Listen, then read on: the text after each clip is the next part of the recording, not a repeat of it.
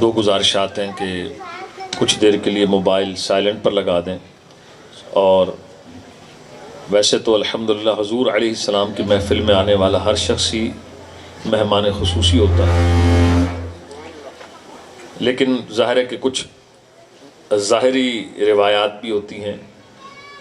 تو آج کے مہمان نعت خوان لاہور سے جیسا اعلان ابھی میں نے سنا اور اس پہ اشتہار پہ بھی پڑھا، احمد رضا قادری صاحب ہیں، تو انشاءاللہ عز و جل ان کی آمد تک میں کچھ دیر اپنا بیان کروں گا، اگرچہ مجھے کلی اختیار ہے، لیکن ظاہر ہے کہ محفل وہ کہ بیان بھی سنیں، نعت بھی سنیں، پھر جا کر سوئیں اور فجر بھی پڑھیں۔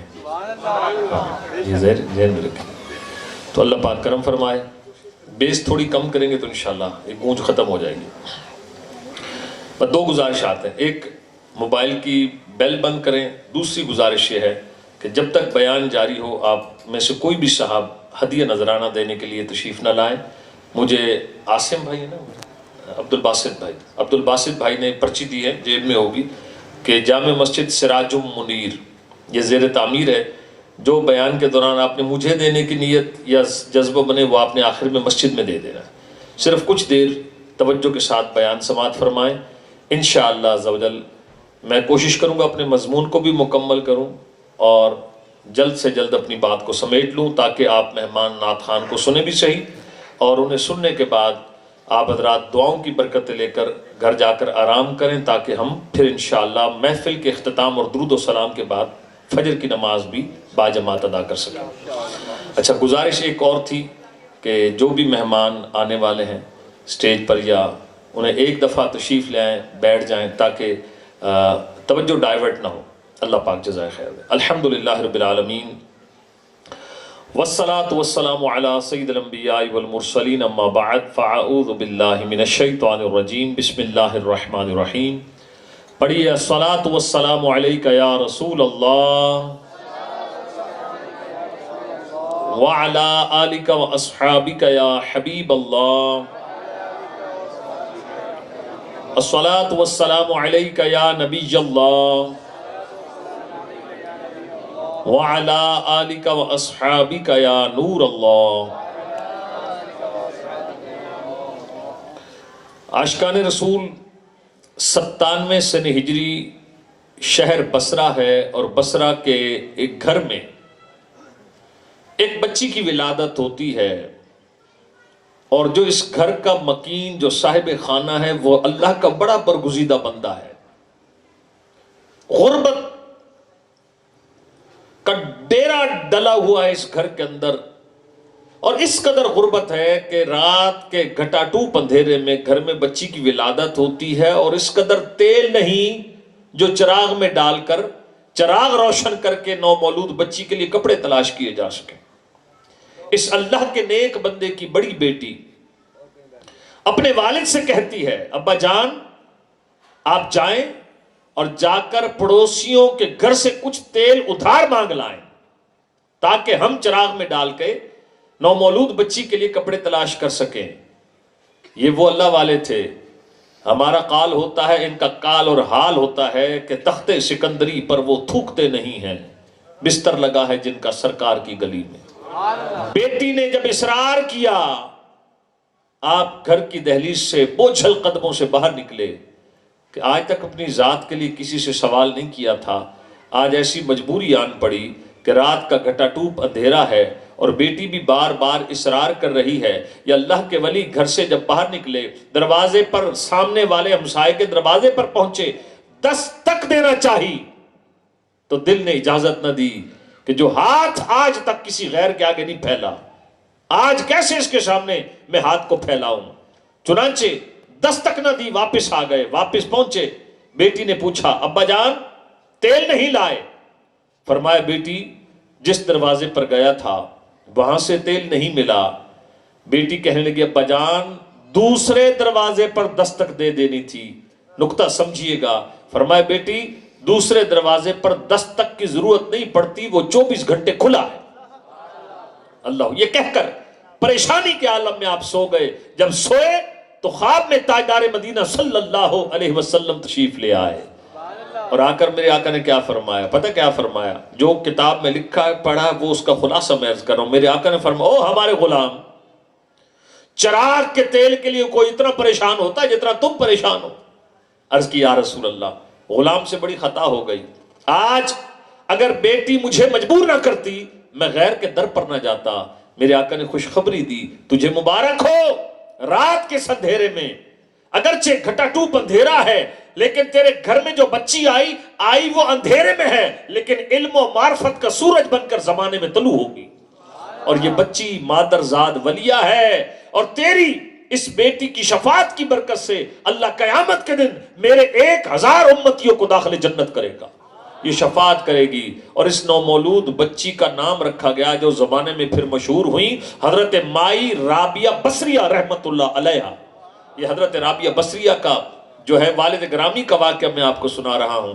پھر میرے آقا نے فرمایا کہ چلے جانا حاکم بصرہ کے پاس اور اسے کہنا تاجدار مدینہ صلی اللہ علیہ وسلم نے مجھے بھیجا ہے، اور سرکار مدینہ علیہ السلام فرماتے ہیں کہ ہر شب جمعہ تم 400 مرتبہ درود شریف پڑھا کرتے ہو، لاسٹ ٹائم گزشتہ شب جمعہ تم نے 400 بار درود شریف نہیں پڑھا، لہٰذا اس کے عوض وہ تمہیں 400 درہم پیش کرے، وہ دراہم لانا، اپنی ضرورت پوری کر لینا۔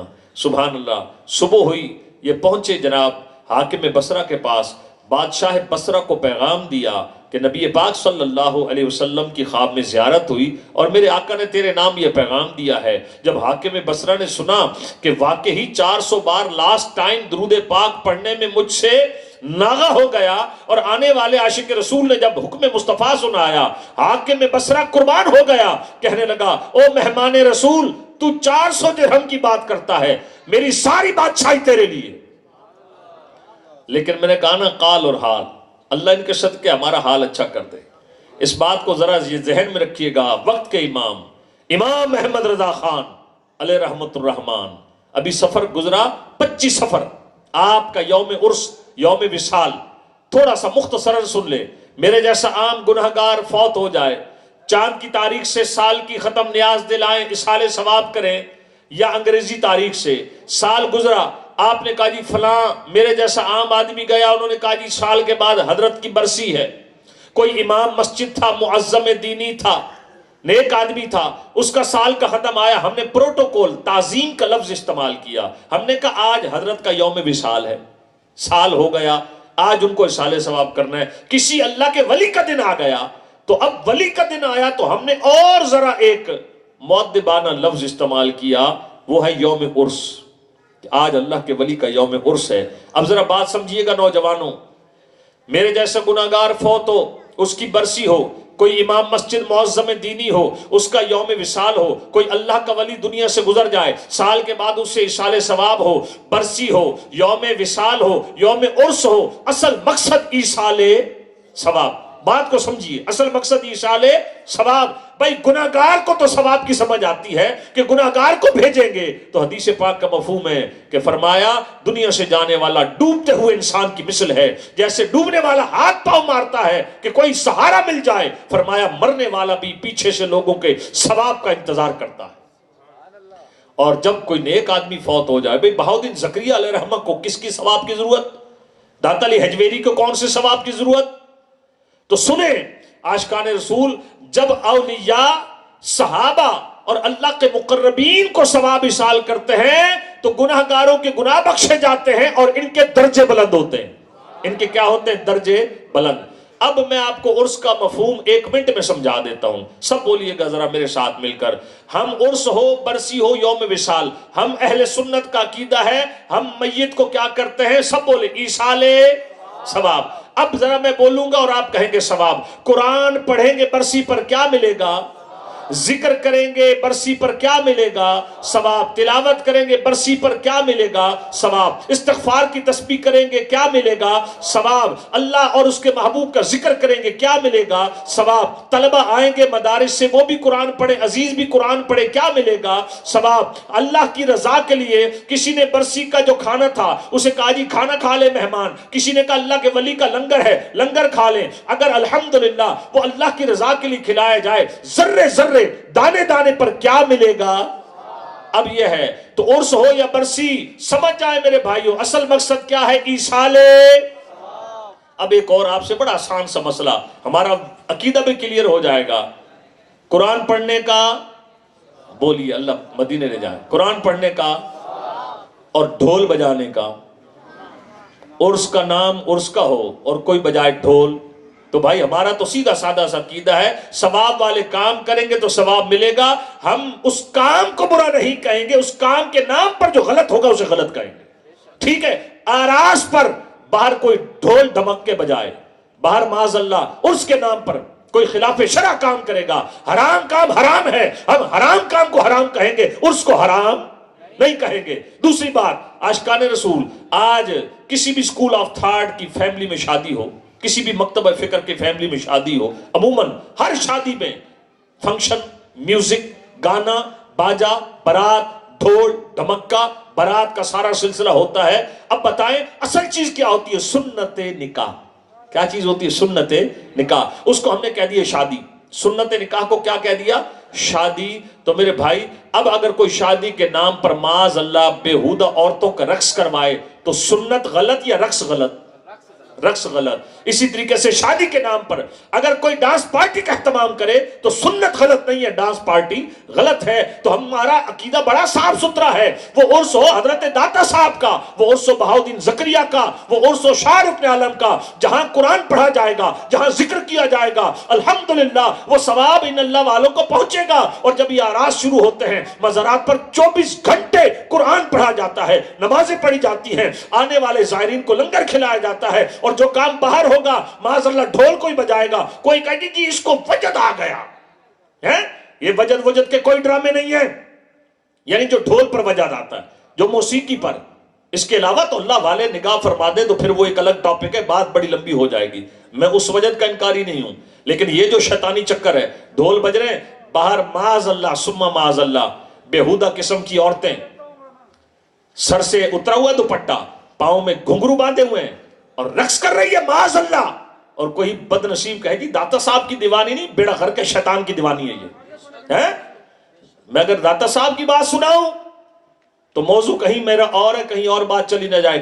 کشف المحجوب داتا صاحب کی کتاب ہے، داتا صاحب نے لکھا، فون سن رہے ہیں آپ میری طرف دیکھ، اللہ اکبر، داتا صاحب کی کتاب ہے کشف المحجوب، اس میں داتا صاحب نے لکھا، اللہ اکبر، داتا صاحب نے اس میں لکھا کہ حضرت داؤد علیہ السلام، ان کو بڑی خوبصورت اللہ نے آواز دی تھی، اللہ کے نبی تھے، اور جب زبور کی تلاوت فرماتے اتنی خوش لہانی تھی، اتنی آواز کے اندر خوبصورتی تھی، اتنا اللہ کے نبی کی زبان میں تاثیر تھا۔ اچھا زبان ہو اللہ کے نبی کی، کلام ہو اللہ کا، اللہ پر، اور پھر اللہ نے ایسی خوش لہانی عطا فرمائی۔ داتا صاحب فرماتے ہیں کہ جب حضرت داؤد علیہ السلام زبور کی تلاوت سنتے، سننے والوں پر وجد طاری ہو جاتا، اللہ کا کلام اللہ کے نبی کی زبان سے سن کر، آواز سے سن کر ان پر وجد کی کیفیت طاری ہوتی، اور داتا صاحب لکھتے ہیں لوگ وہیں بیٹھے بیٹھے محبت الہی کی تلوار سے شہید ہو جاتے، کئیوں کی روح نکل جاتی،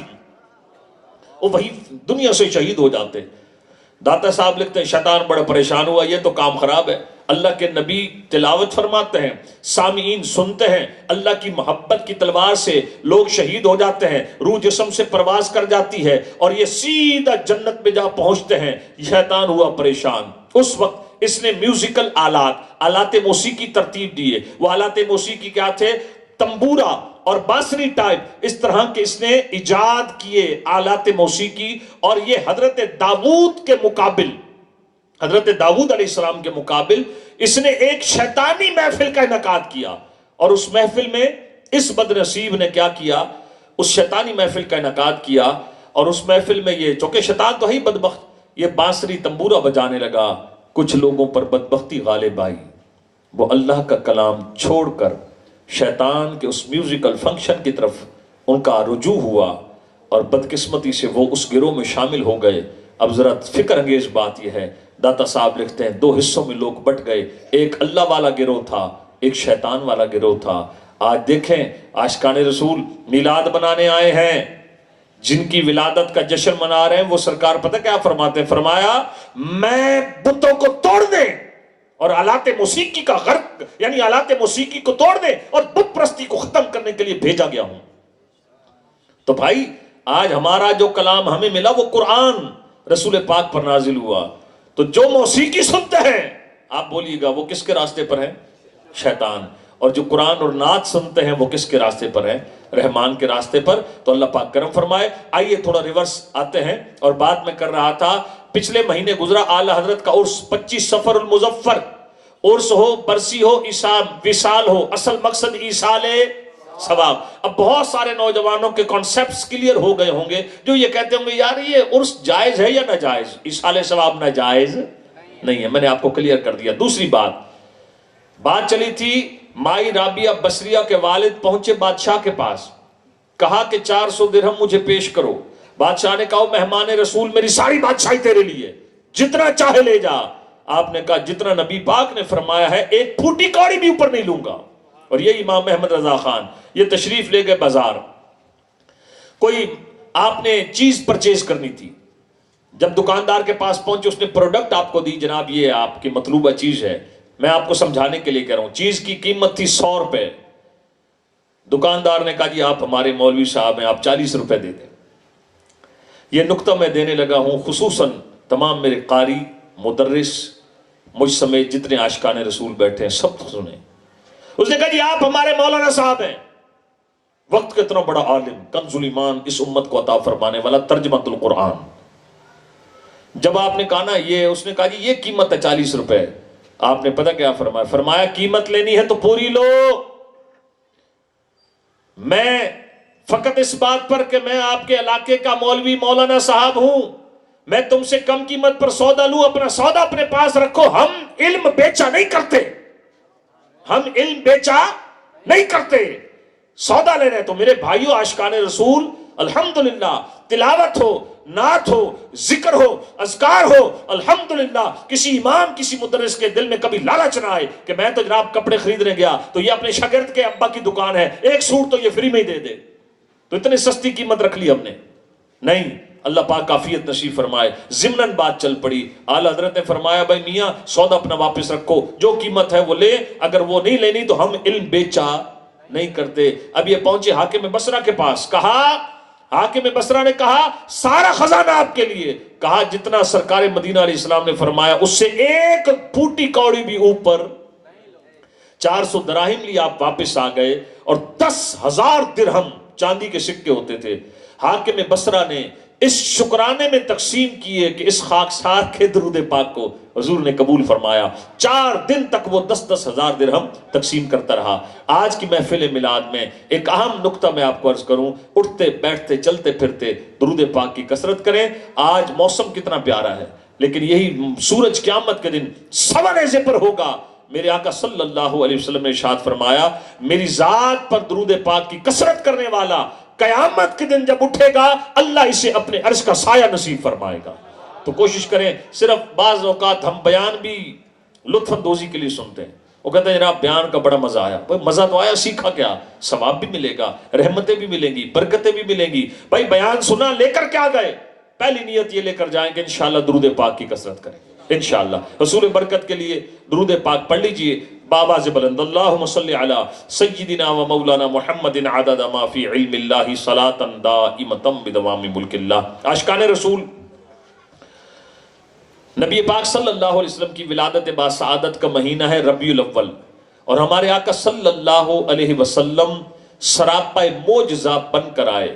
بالوں کے معجزات احادیث بھری پڑی ہیں، نکاح مصطفیٰ صلی اللہ علیہ وسلم کے معجزات احادیث بھری پڑی ہیں۔ فرمایا انی ارا ما لا ترون، جو میں دیکھتا ہوں وہ تم نہیں دیکھتے، واسمع ما لا تسمعون، جو میں سنتا ہوں وہ تم نہیں سنتے۔ لعاب دہن، آپ کے تھوک مبارک کے معجزات پڑھتے ہیں، کتابیں بھری پڑی ہیں۔ دستان کرم کے معجزات پڑھتے ہیں، کتابیں بھری پڑی ہیں۔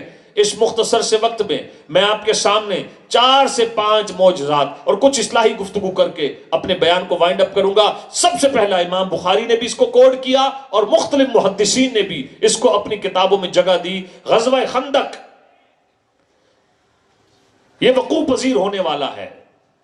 نبی پاک صلی اللہ تعالی علیہ وسلم کی مشاورت ہوتی ہے صحابہ کرام کے ساتھ، اور یہ طے پاتا ہے کہ مدینہ منورہ میں پیچھے والی سائیڈ پر ایک خندق کھودی جائے اور اس میں آگ جلا دی جائے تاکہ دشمن وہاں سے حملہ نہ کر سکے۔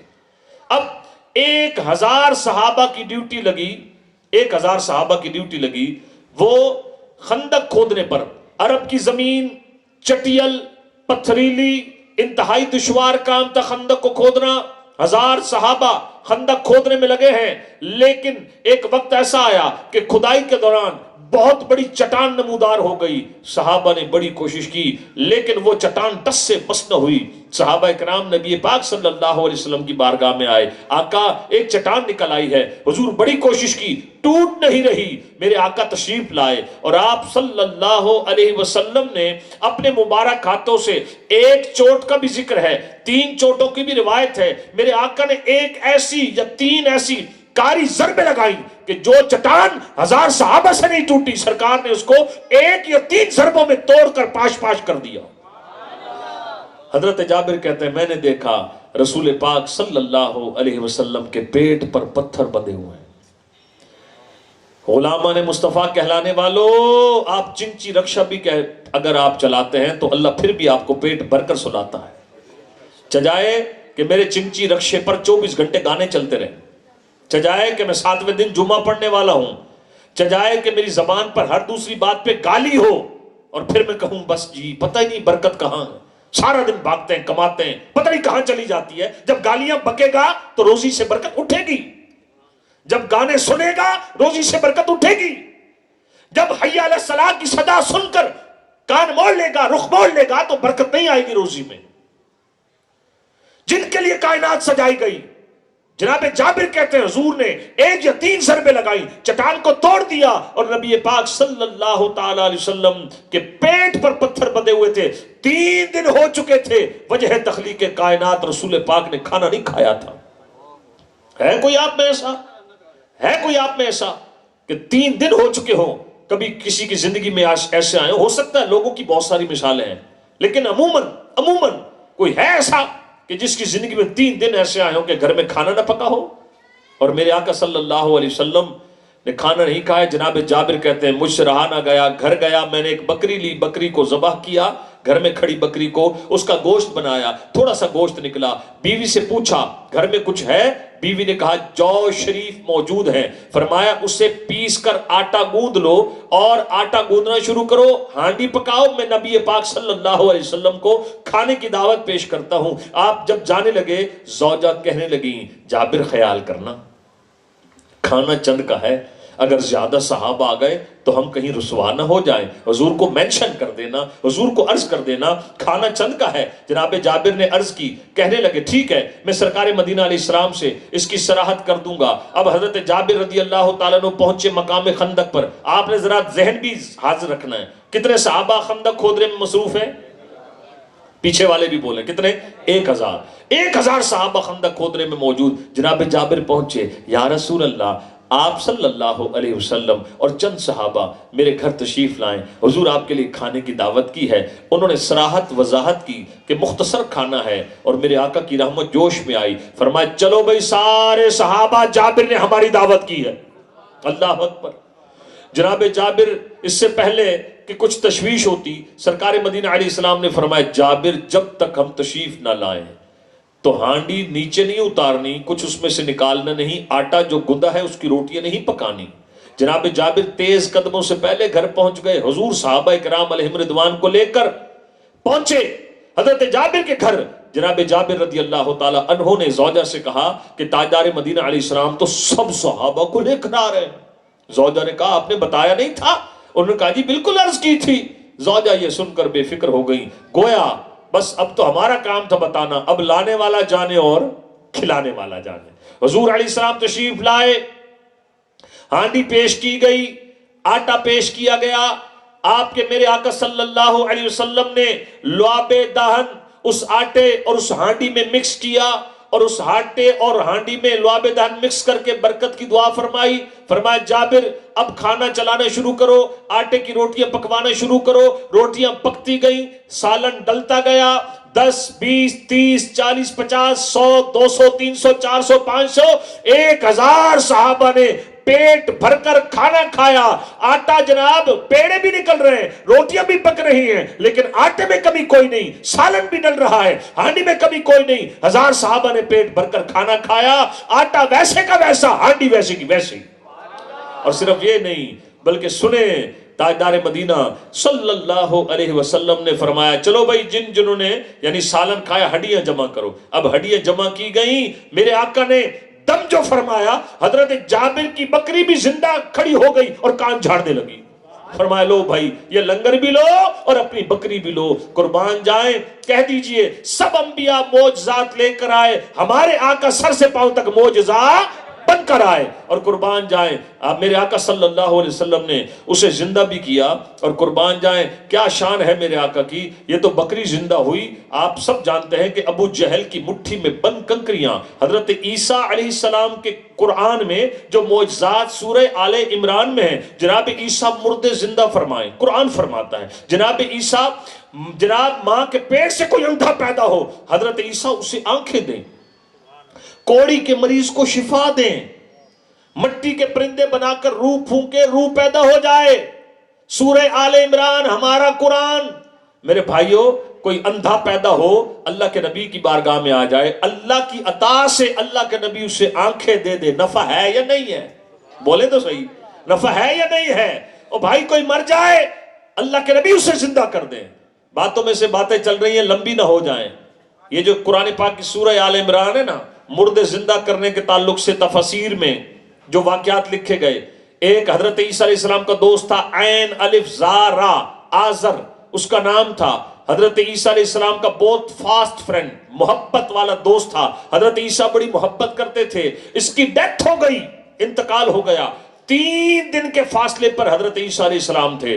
3 دن کے بعد جب حضرت عیسیٰ پہنچے، پتہ چلا ان کے محبوب دوست آزر کا انتقال ہو چکا ہے۔ میرے حضرت عیسیٰ علیہ السلام تشریف لائے آزر کی قبر پر، اور آزر کو قبر میں سے زندہ کر کے گھر لے گئے۔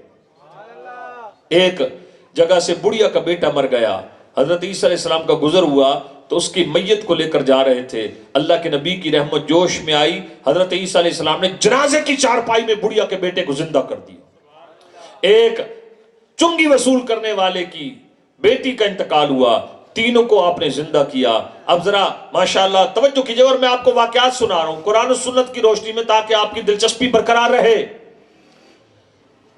تمام حضرات۔ تو اب جب تینوں کو زندہ کیا تو کچھ لوگوں نے اعتراض کیا اور کہنے لگے جی وہ تو تینوں مرے ہی نہیں تھے، سکتہ طاری ہوا تھا۔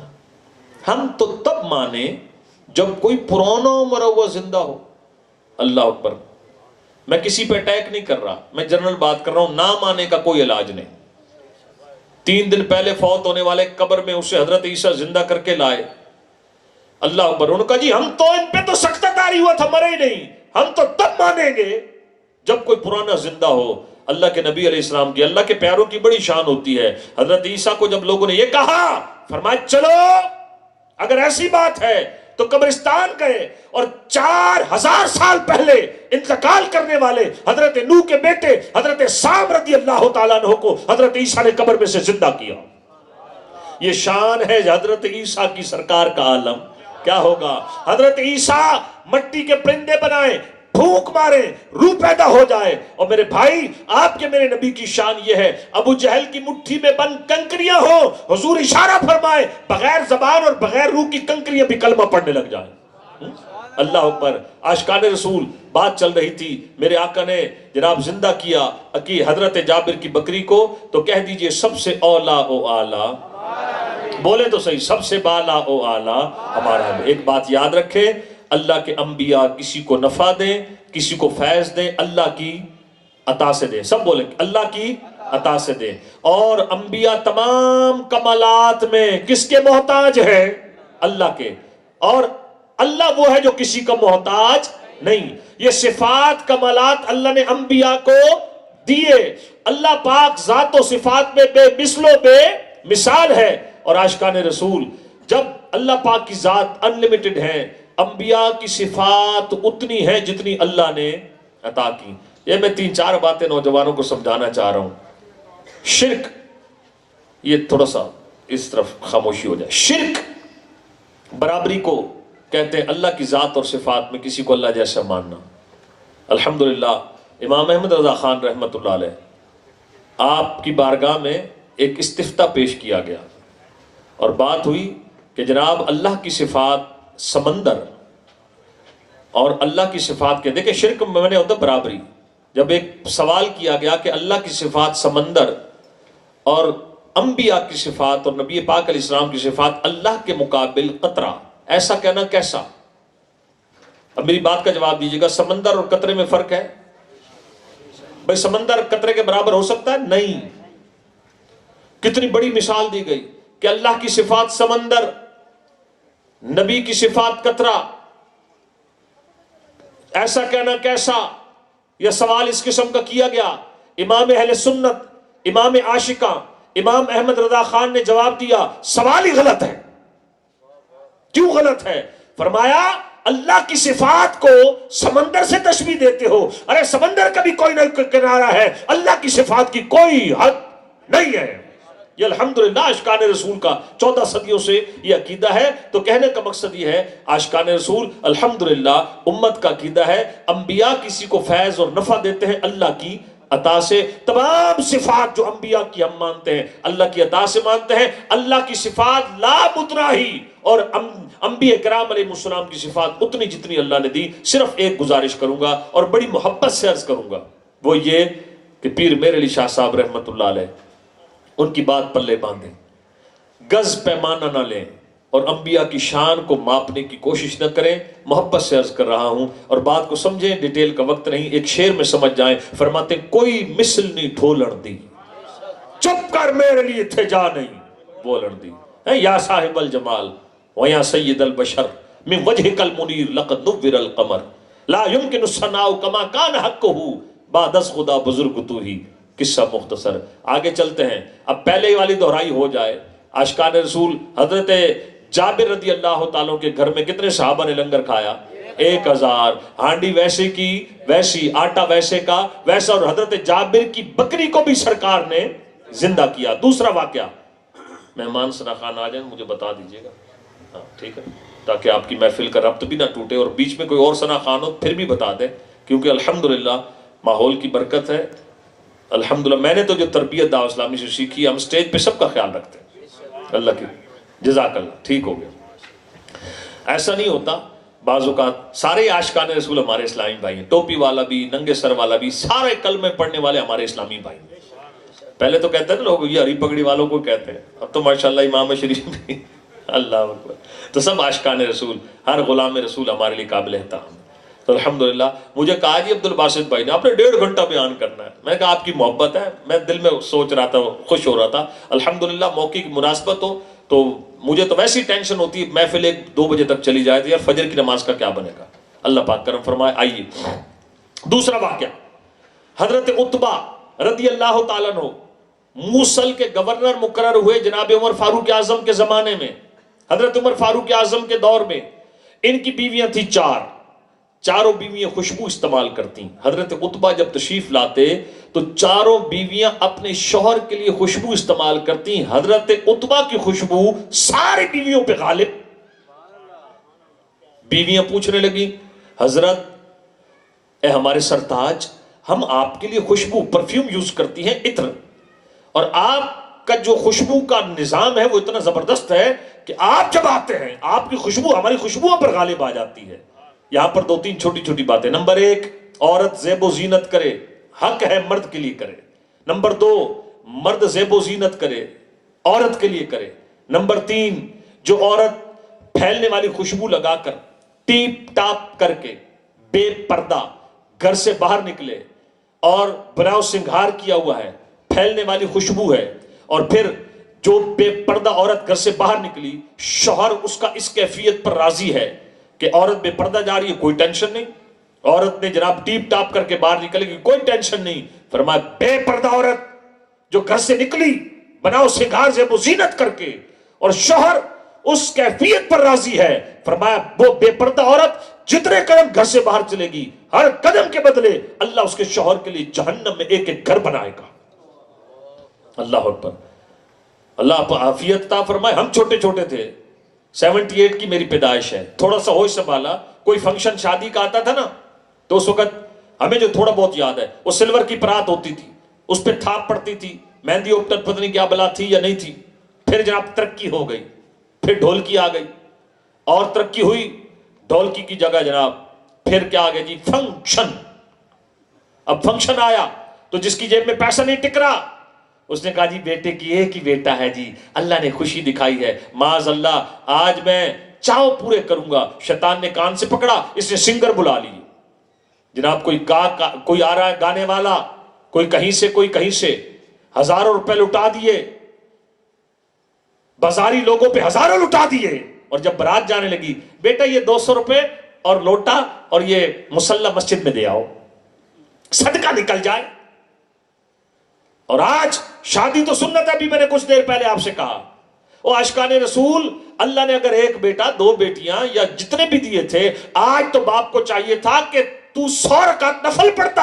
اللہ نے تجھے زندگی میں اپنے بیٹوں کا فرض ادا کرنے کی توفیق دی. اور پھر جو شادیوں پر طوفان بدتمیزی برپا ہوتا ہے وہ کس سے چھپا ہوا ہے؟ نتیجہ کیا ہوا؟ اب اور ترقی ہوئی, بہت ایلیٹ کلاس, ہائی فائی قسم کی کلاس. اللہ اکبر. اس کلاس میں تو ڈرنکنگ بھی چلنے لگی, ہر موقع پہ ڈرنکنگ. 14 اگست ہے تو ڈرنکنگ, شادی فنکشن ہے ڈرنکنگ, کوئی خوشی ملی تو ڈرنکنگ, فیشن بن گیا. جناب یہ ایلیٹ کلاس ہے. یہ ایلیٹ کلاس نہیں ہے, بات سخت ہو جائے گی لیکن حدیث کی روشنی میں کہہ رہا ہوں, یہ ایلیٹ کلاس نہیں ہے, شراب پینے والی ملعون کلاس ہے. ملعون کہتے ہیں لعنتی. آپ کہیں گے حضرت اتنا غصہ اچھا نہیں ہوتا, نبی پاک نے فرمایا شراب بھی ملعون ہے, شراب پینے والا بھی ملعون ہے, شراب بیچنے والا بھی ملعون ہے, شراب خریدنے والا بھی ملعون ہے. فرمایا شراب بیچنے والا, بنانے والا, خریدنے والا, پینے والا, پلانے والا ملعون ہے. اور کبھی کبھی اللہ تبارک و تعالی ایسے لوگوں کو دنیا کے لیے سامان عبرت بنا دیتا ہے. ایک شادی ہوئی, سیٹھ صاحب کے بیٹے کی شادی تھی. پہلے فنکشن ہوا, پھر فاسٹ فرینڈ, وہ 60 افراد کا سرکل جو بڑا خاص تھا, انہوں نے مل کر سیٹھ صاحب کے بچے کی شادی کی خوشی میں آج محفل جناب شباب ہے, اور انہوں نے وہاں پر 60 افراد نے شراب کی, ڈرنکنگ کی. شراب زہریلی تھی. within 60 hours, within 60 گھنٹے, یعنی 1 اور 2 دن کے بیچ میں 60 میں سے 58 افراد زہریلی شراب پی کر ہلاک ہو گئے. مجھے معلوم ہے اس قبرستان کا جہاں یہ قریب میں تھا, گورکن کا بیان تھا, اتنی سال ہو گئے اس قبرستان میں قبریں کھودتے ایک دن میں آج میں نے 11 قبریں کھود دی. عاشقان رسول کائنڈلی میری باتوں کو برا نہ مانیے گا, آپ سخت نہ سمجھیں.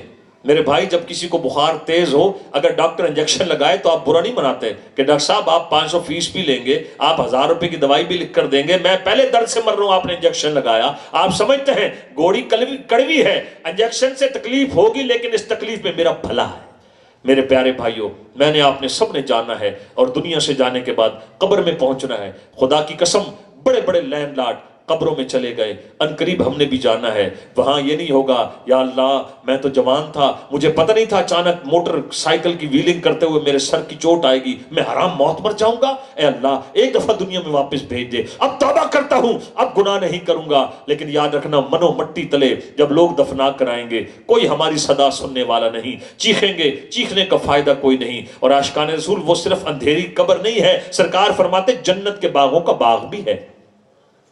جنت کے باغوں کا باغ بھی ہے اور جہنم کے گڑھوں میں سے گڑھا. آئیے تھوڑا ریورس ہوتے ہیں, اور بات ہو رہی تھی شراب کی. شادی کا فنکشن تھا اور اس فنکشن کے اوپر جناب والا جب ڈرنکنگ کی گئی تو ایک ذرا نعرہ نہ لگا دیں. وہ نعرہ کون سا لگانا ہے؟ شراب کے خلاف جنگ. آپ نے کہنا جاری رہے گی. جو میرے ساتھ مل کر نعرہ لگائے اللہ اسے مدینہ دکھائے. شراب کے خلاف جنگ. اب جنگ ہے کیا؟ آپ نے اعلان تو کر دیا بھائی جنگ یہ ہے کہ نہ اس منحوس کو کبھی دیکھیں گے, نہ شراب کے قریب لگیں گے, نہ شرابی کے قریب. اب لگائیں نعرہ شراب کے خلاف جنگ. اب پیچھے آ جائیں تھوڑا سا. بات ہو رہی تھی بیوی کی کہ جو عورت ٹیپ ٹاپ کر کے گھر سے نکلے, شوہر اس کے اس میک اپ پر راضی ہے, یعنی اور اس کی بے پردگی پر راضی ہے, ایک مسئلہ اور بھی سن لیں، پوری ذمہ داری سے بیان کر رہا ہوں. عورت اگر بناؤ سنگھار، اسے اردو میں کہتے ہیں زیب و زینت بناؤ سنگھار، انگلش میں کہتے ہیں میک اپ. ٹھیک ہے جی.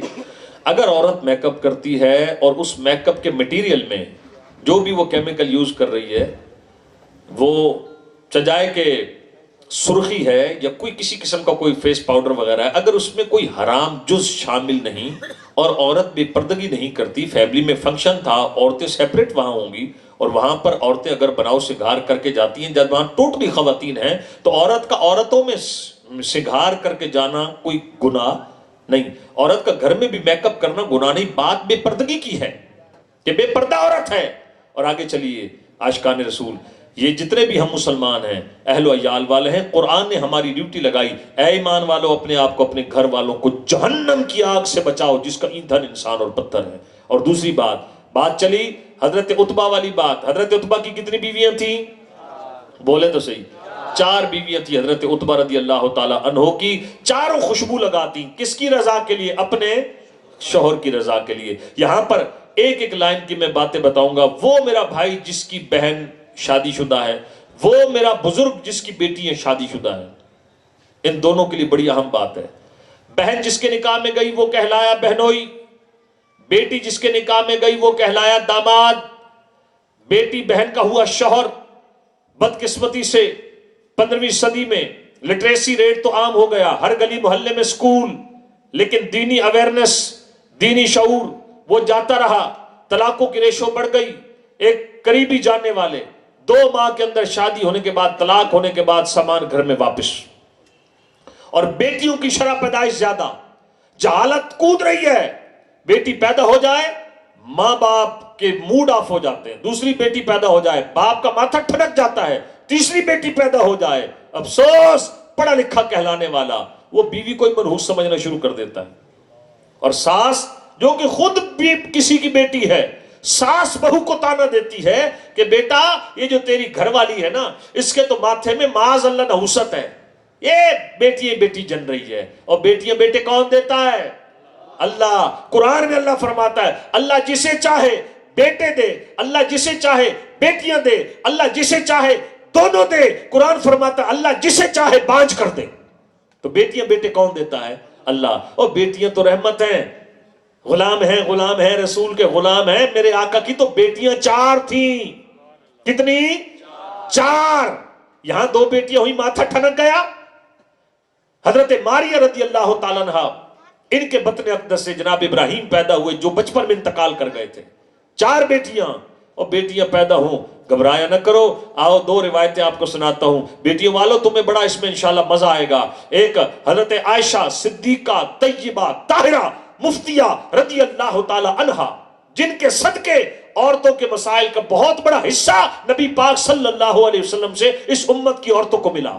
حضرت عائشہ مفتیہ بھی ہیں.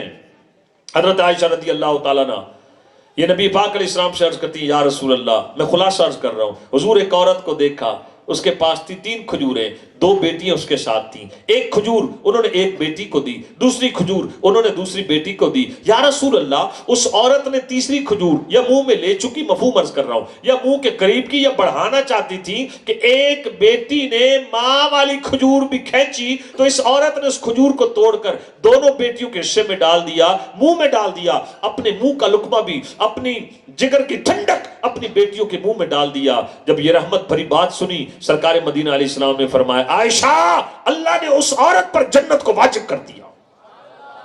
فرمایا جس کی 3 بیٹیاں ہوں، مفہوم عرض کر رہا ہوں نبی پاک علیہ السلام کے حدیث کا، اور وہ بیٹیوں کو آر نہ سمجھے، بوجھ نہ سمجھے. 3 بیٹیاں رب جس کو دے وہ بیٹیوں کو بوجھ نہ سمجھے، ان کی کفالت کرے. نبی پاک علیہ السلام فرماتے ہیں وہ 3 بیٹیاں اس باپ اور جہنم کے درمیان ڈھال بن جائیں گی. دوسری حدیث پاک کا مفہوم ہے، فرمایا جس کو رب 3 بیٹیاں دے اور وہ 3 بیٹیوں کی کفالت کرے، انہیں پالے پوسے، میرے آقا صلی اللہ علیہ وسلم نے فرمایا وہ 3 بیٹیوں کا باپ جنت الفردوس میں میرے ساتھ ایسے ہوگا جیسے 2 انگلیاں، اتنا قریب جنت الفردوس میں. صحابہ نے دیکھا دریا رحمت جوش میں ہے، عرض کی یا رسول اللہ آپ نے 3 کا ارشاد فرمایا، آقا جس کو رب نے دی ہی 2 ہو. فرمایا 2 والے کے لیے بھی یہی خوشخبری. پھر عرض کی حضور جس کو رب نے دی ایک ہو، فرمایا ایک والی کے لیے بھی یہی خوشخبری۔ اب بیٹیوں کے گھر آباد کیوں نہیں ہو رہے؟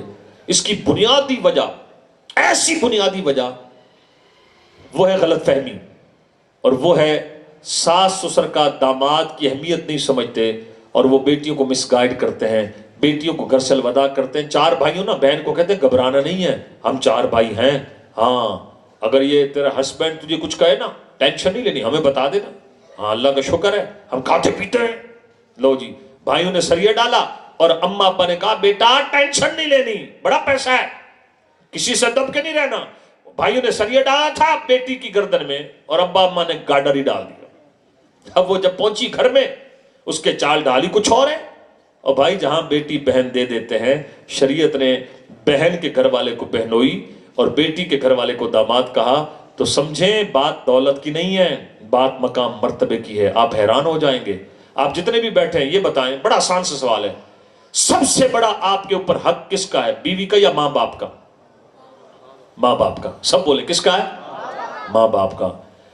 آپ پر ہمیشہ ہمیشہ سب سے بڑا حق آپ کے ماں باپ کا ہے، لیکن جب عورت کی شادی ہو جائے تو ماں باپ سے بھی بڑا حق اس کا شوہر کا ہے، اس کے شوہر کا ہے۔ اور جب یہ بات سامنے آ جائے گی تو سمجھدار لوگ جب بیٹیوں کو الوداع کہیں گے، وہ کہیں گی بیٹی ہم نے دیکھ بھال کر تیرا رشتہ کر دیا ہے، تیرے شوہر وہ ہے جس کا مقدم، جس کا حق اللہ رسول نے ہم سے بھی بڑا رکھا ہے، بیٹا اس کو راضی رکھنا۔ میری بیٹی اپنا گھر بسانا ہے، اونچ نیچ ہوتی رہتی ہے، غصہ معاملات ہوتے رہتے ہیں، اگنور کرنی ہے بات، اپنا گھر بسانا ہے، ہزار بار خوشی سے آنا، بیٹا لڑ کے نہیں آنا ہے۔ میری بیٹی بات پلے باندھ، اب اس گھر سے تیرا جنازہ نکلنا چاہیے۔ پہلے کے بزرگ ایسے ہی کہتے تھے، آج کے بے وقوف کہتے ہیں ہم بیٹھے ہوئے پیچھے۔ نتیجہ کیا ہوا؟ عاشقان رسول ذرا سنیے گا، نمبر ایک، یہ جو شوہر کا حق مقدم ہے، مشہور حدیث پاک ہے، نبی پاک صلی اللہ علیہ وسلم نے فرمایا اگر اللہ کے سوا کسی کو سجدہ جائز ہوتا، اللہ حکم دیتا عورت کس کو سجدہ کرے؟ شوہر کو۔ کس کو؟ شوہر کو۔ ایک بڑی حدیث، بڑی پیاری حدیث پاک ہے، یعنی اس میں ایک عجب معاملہ بھی ہے اور ہمیں سمجھایا گیا۔ فرمایا خاوند کے جسم میں آولے پڑ جائیں، زخم ہو جائیں، اس میں ریشہ بھر جائے، عورت زبان سے پیپ چاٹ لے، خاوند کا حق ادا نہیں ہو سکتا۔ اور دعوت اسلامی کے جو اس وقت مفتیان کرام ہیں، ان کے جو ہیڈ ہیں، ہیڈ آف ڈپارٹمنٹ، رئیس دارالافتاء مفتی قاسم صاحب دامت برکاتہم العالیہ، آپ کا ایک میں بیان سن رہا تھا، فرمانے لگے کہ اگر عورت نفلی روزہ رکھنا چاہے، توجہ، عورت نفلی روزہ رکھنا چاہے اور خاوند اجازت نہ دے تو عورت نفلی روزہ نہیں رکھ سکتی۔ اور یہاں عورت یعنی بیٹی کے ماں باپ نے کہا جی آپ نے ہماری بیٹی کو اس کے کزن کی اوپٹن مہندی میں آنے سے روکا، کیسے روکا آپ نے؟ یہ باتیں آج طلاق کی وجوہات بن رہی ہیں۔ فلاں جناب ہماری جب غیر برادری مطلب بندہ ویسے تقسیم ہو جاتا ہے، وقت میں سے بھی برکت ختم ہو گئی، روزی میں سے برکت اٹھ گئی، وقت میں سے بھی، عمر میں سے بھی۔ اللہ اکبر۔ اب بار بار ماں باپ بلاتے ہیں، خدا کا واسطہ ہے، جتنے بہنوں کے بھائی بیٹھے ہو اور والد جو بیٹھے ہو، بیٹی ضرورتاً گھر آئے، آپ خوشی سے ہزار بار بلائیں۔ اب اتنی بڑی برادری ہے، 7ویں میں بھی جائے، 10ویں میں بھی آئے، 40ویں میں بھی آئے، 20ویں میں بھی آئے، اوپٹن میں بھی آئے، مہندی میں بھی آئے، تو گھر بسا لیا پھر اس نے۔ اور الٹا ماں الٹی مت دیتی ہے۔ اور تیسری چیز یاد رکھیے گا، ایک کتاب ہے، اس میں نے اپنی آنکھوں سے یہ روایت پڑھی، اس کا خلاصہ ہے، ایک صحابی سفر پر گئے، جاتے ہوئے اپنے خاوند اپنی زوجہ کو کہہ گئے کہ جب تک میں واپس نہ ہوں تو اپنے والد کے گھر نہیں جانا۔ صحابیہ تھی، کوئی کنڈیشن نہیں لگائی، ایسا نہیں کہا کہ اگر گئی تو طلاق، جسٹ منع کیا، نہیں جانا۔ وہ صحابیہ تھی، بات پلے باندھ رہی، پتہ تھا کہ شوہر کا مقام کیا ہے۔ پیچھے ان صحابیہ کے والد صاحب بیمار ہو گئے، انہوں نے پیغام بھیجا، یا رسول اللہ ابا جی قبلہ بیمار ہیں، شوہر میرے واپس نہیں آئے، حضور مجھے منع کر کے گئے ہیں، کیا حکم ہے؟ باپ کی تیمارداری کروں یا شوہر کا کہنا مانوں؟ فرمایا شوہر کا کہنا مان۔ عورتوں میں بھی جا رہا ہے؟ اچھا، پھر تو بھائی خواتین کے حقوق بھی بیان کرنے پڑیں گے انشاءاللہ، وہ بھی کرنے۔ فرمایا شوہر کا کہنا مان۔ جب ان صحابیہ نے یہ پیغام سنا ٹھہر گئیں، سفر لمبے ہوتے تھے، پیدل سفر، گھوڑوں پر، اونٹوں پر سفر، صحابی نہیں آئے واپس، اور پیچھے سے ان صحابیہ کے ابا جی کی ڈیتھ ہو گئی۔ جب ڈیتھ ہوئی، ان صحابیہ نے پیغام بھیجا، یا رسول اللہ والد گرامی کی ڈیتھ ہو چکی ہے اور میرے شوہر واپس نہیں آئے، مجھے کہہ کر گئے تھے کہ میں جب تک نہ ہوں تو والد صاحب کے گھر نہیں جانا. آقا کیا حکم ہے؟ میرے آقا نے فرمایا شوہر کا کہنا مان. بات ختم ہو گئی. آگے سنیں. والد صاحب زیر زمین قبر میں ان کے چلے گئے. میرے آقا صلی اللہ علیہ وسلم صحابہ کے جھرمٹ میں بیٹھے مسکرا رہے ہیں. فرمایا اس صحابیہ نے اپنے شوہر کی تابعداری کی, اللہ نے اس کی اس نیکی کی برکت سے اللہ نے میری صحابیہ کے باپ کی قبر کو جنت کا باغ بنا دیا. یہ باپ کی تربیت تھی, باپ کی. تو میں توجہ نہیں رہی, مجھے بتایا تھا عبد الباسط بھائی نے کہ ہماری جو خواتین علاقے کی وہ بھی شاید کہیں جمع ہو کر سن رہی ہیں, ان تک بات پہنچ رہی ہے. تو الحمدللہ آپ میری بہنوں, شب برات آتی ہے, آپ امام مساجد کے پاس بچے بھیجتے ہیں, قاری صاحب پرچہ دے دیں, نفل کیسے پڑھنے, تراویح کہاں پڑھنی ہے, جناب صلاۃ و تسبیح کا طریقہ بتا دیں. آؤ میری بہنوں, آج میں آپ کو ایک ایسی حدیث سنا رہا ہوں, یہ حدیث سنیں گی انشاءاللہ عز و جل آپ کا ایمان بھی تازہ ہوگا, آپ کی بچیوں کے گھر بھی آباد ہوں گے, اور انشاءاللہ وہ مقام ملے گا کہ سن کر انشاءاللہ عز و جل آپ کا سینہ اللہ کی رحمت کا مدینہ بن جائے گا. وہ سب سنے بھائی حدیث. شب برات میں نفل پڑھنا بڑا اچھا, صلاۃ و تسبیح پڑھنا بڑا اچھا, لیکن تاجدار مدینہ علیہ السلام نے فرمایا 4 باتیں جس عورت میں ہوں گی اللہ اس عورت کے لیے جنت کے 8 دروازے کھول دے گا. بس میری بہنوں صلاۃ و تسبیح پڑھ رہی ہو تاکہ اللہ بخش دے, آپ شب برات میں عبادت کر رہی ہو تاکہ اللہ بخش دے. اور میں کتنی پیاری حدیث آپ کو سنا رہا ہوں, 4 باتیں جس عورت میں ہوں گی اللہ اس عورت کے لیے جنت کے 8 دروازے کھول دے گا. فرسٹ آف آل, جن کی بیٹیاں ہیں ان کی تربیت اسی حدیث کے مطابق کریں. فرمایا جو عورت نماز پنجگانہ پڑھے, سیکنڈ رمضان کے روزے رکھے, تھرڈ اپنی عزت اپنی آبرو کی حفاظت کرے, 4 اپنے شوہر کو راضی رکھے. کتنی باتیں ہو گئی؟ 4 باتیں جس عورت میں ہوں گی, نبی پاک صلی اللہ علیہ وسلم فرماتے ہیں وہ ایسی خوشبخت عورت ہے کہ نماز بھی پوری, روزے بھی پورے, عزت کی بھی حفاظت, شوہر کی بھی تابعداری. فرمایا اللہ ایسی خوشبخت عورت کے لیے جنت کے 8 دروازے کھول دے گا. تو اس لیے میری بہنوں گھروں میں ٹھہری رہو, اپنے شوہر کا کہنا مانو. اور اب دوسرا تصویر کا رخ, کیا کچھ خواتین کے بارے میں بھی احادیث میں ذکر ہے, تو آئیں سنیں. تاجدار مدینہ علیہ السلام فرماتے تم میں سے بہترین شخص وہ ہے جو اپنے بیوی بچوں سے حسن سلوک کرتا ہے. اور پھر ارشاد فرمایا میرے صحابہ تم میں سے سب سے زیادہ اپنے گھر والوں سے اچھا سلوک کرنے والا میں محمد ہوں. آگے ارشاد فرمایا عورت کی رسپیکٹ, عورت کی عزت شریف آدمی کرتا ہے. جملہ نہیں سنا رہا, حدیث کا مفہوم سنا رہا ہوں. عورت کی عزت شریف آدمی کرتا ہے اور عورت کی بے عزتی کمینہ شخص کرتا ہے. وہ کیسا پاگل ہے, گھر میں آ کے جس کا بی پی شوٹ ہو گیا, بیوی نے پانی دیر سے رکھا تو ماں بہن کی گالی, نمک کم ہو گیا تو گالی, نمک زیادہ ہو گیا تو گالی, چائے میں میٹھا کم ہو گیا تو گالی, چائے میں میٹھا زیادہ ہو گیا تو گالی, چھوٹی چھوٹی باتوں پر استری میں دیر ہوئی تو گالی. او بدنصیب, زبان پر گالی ٹکی ہوئی ہے, کبھی بیوی کو گالی دیتا ہے, کبھی بچوں کو گالی دیتا ہے, کبھی کسی بھائی کو گالی دیتا ہے, اور بعض بدبخت ماں باپ کو بھی گالیاں دیتے ہیں. تاجدار مدینہ علیہ السلام نے فرمایا کچھ لوگوں کو جہنم میں داخل کیا جائے گا, ان کے منہ سے بدبو آئے گی, تعفن جہنم کے اندر پھیل جائے گا. سرکار علیہ السلام فرماتے ہیں وہ بدبو جو جہنم کے اندر پھیلے گی, تو نبی پاک صلی اللہ علیہ وسلم فرماتے ہیں وہ جو آگ میں جل رہے ہوں گے نا جہنمی, نئے آنے والے جہنمیوں کی منہ کی بدبو جب پہنچے گی وہ پتہ کیا ہے کہیں گے او نئے آنے والے جہنمیوں تمہارا بیڑا غرق ہو جائے, ہم پہلے آگ کے عذاب میں مبتلا تھے, تمہاری منہ کی بدبو نے ہماری اذیت میں اور اضافہ کر دیا.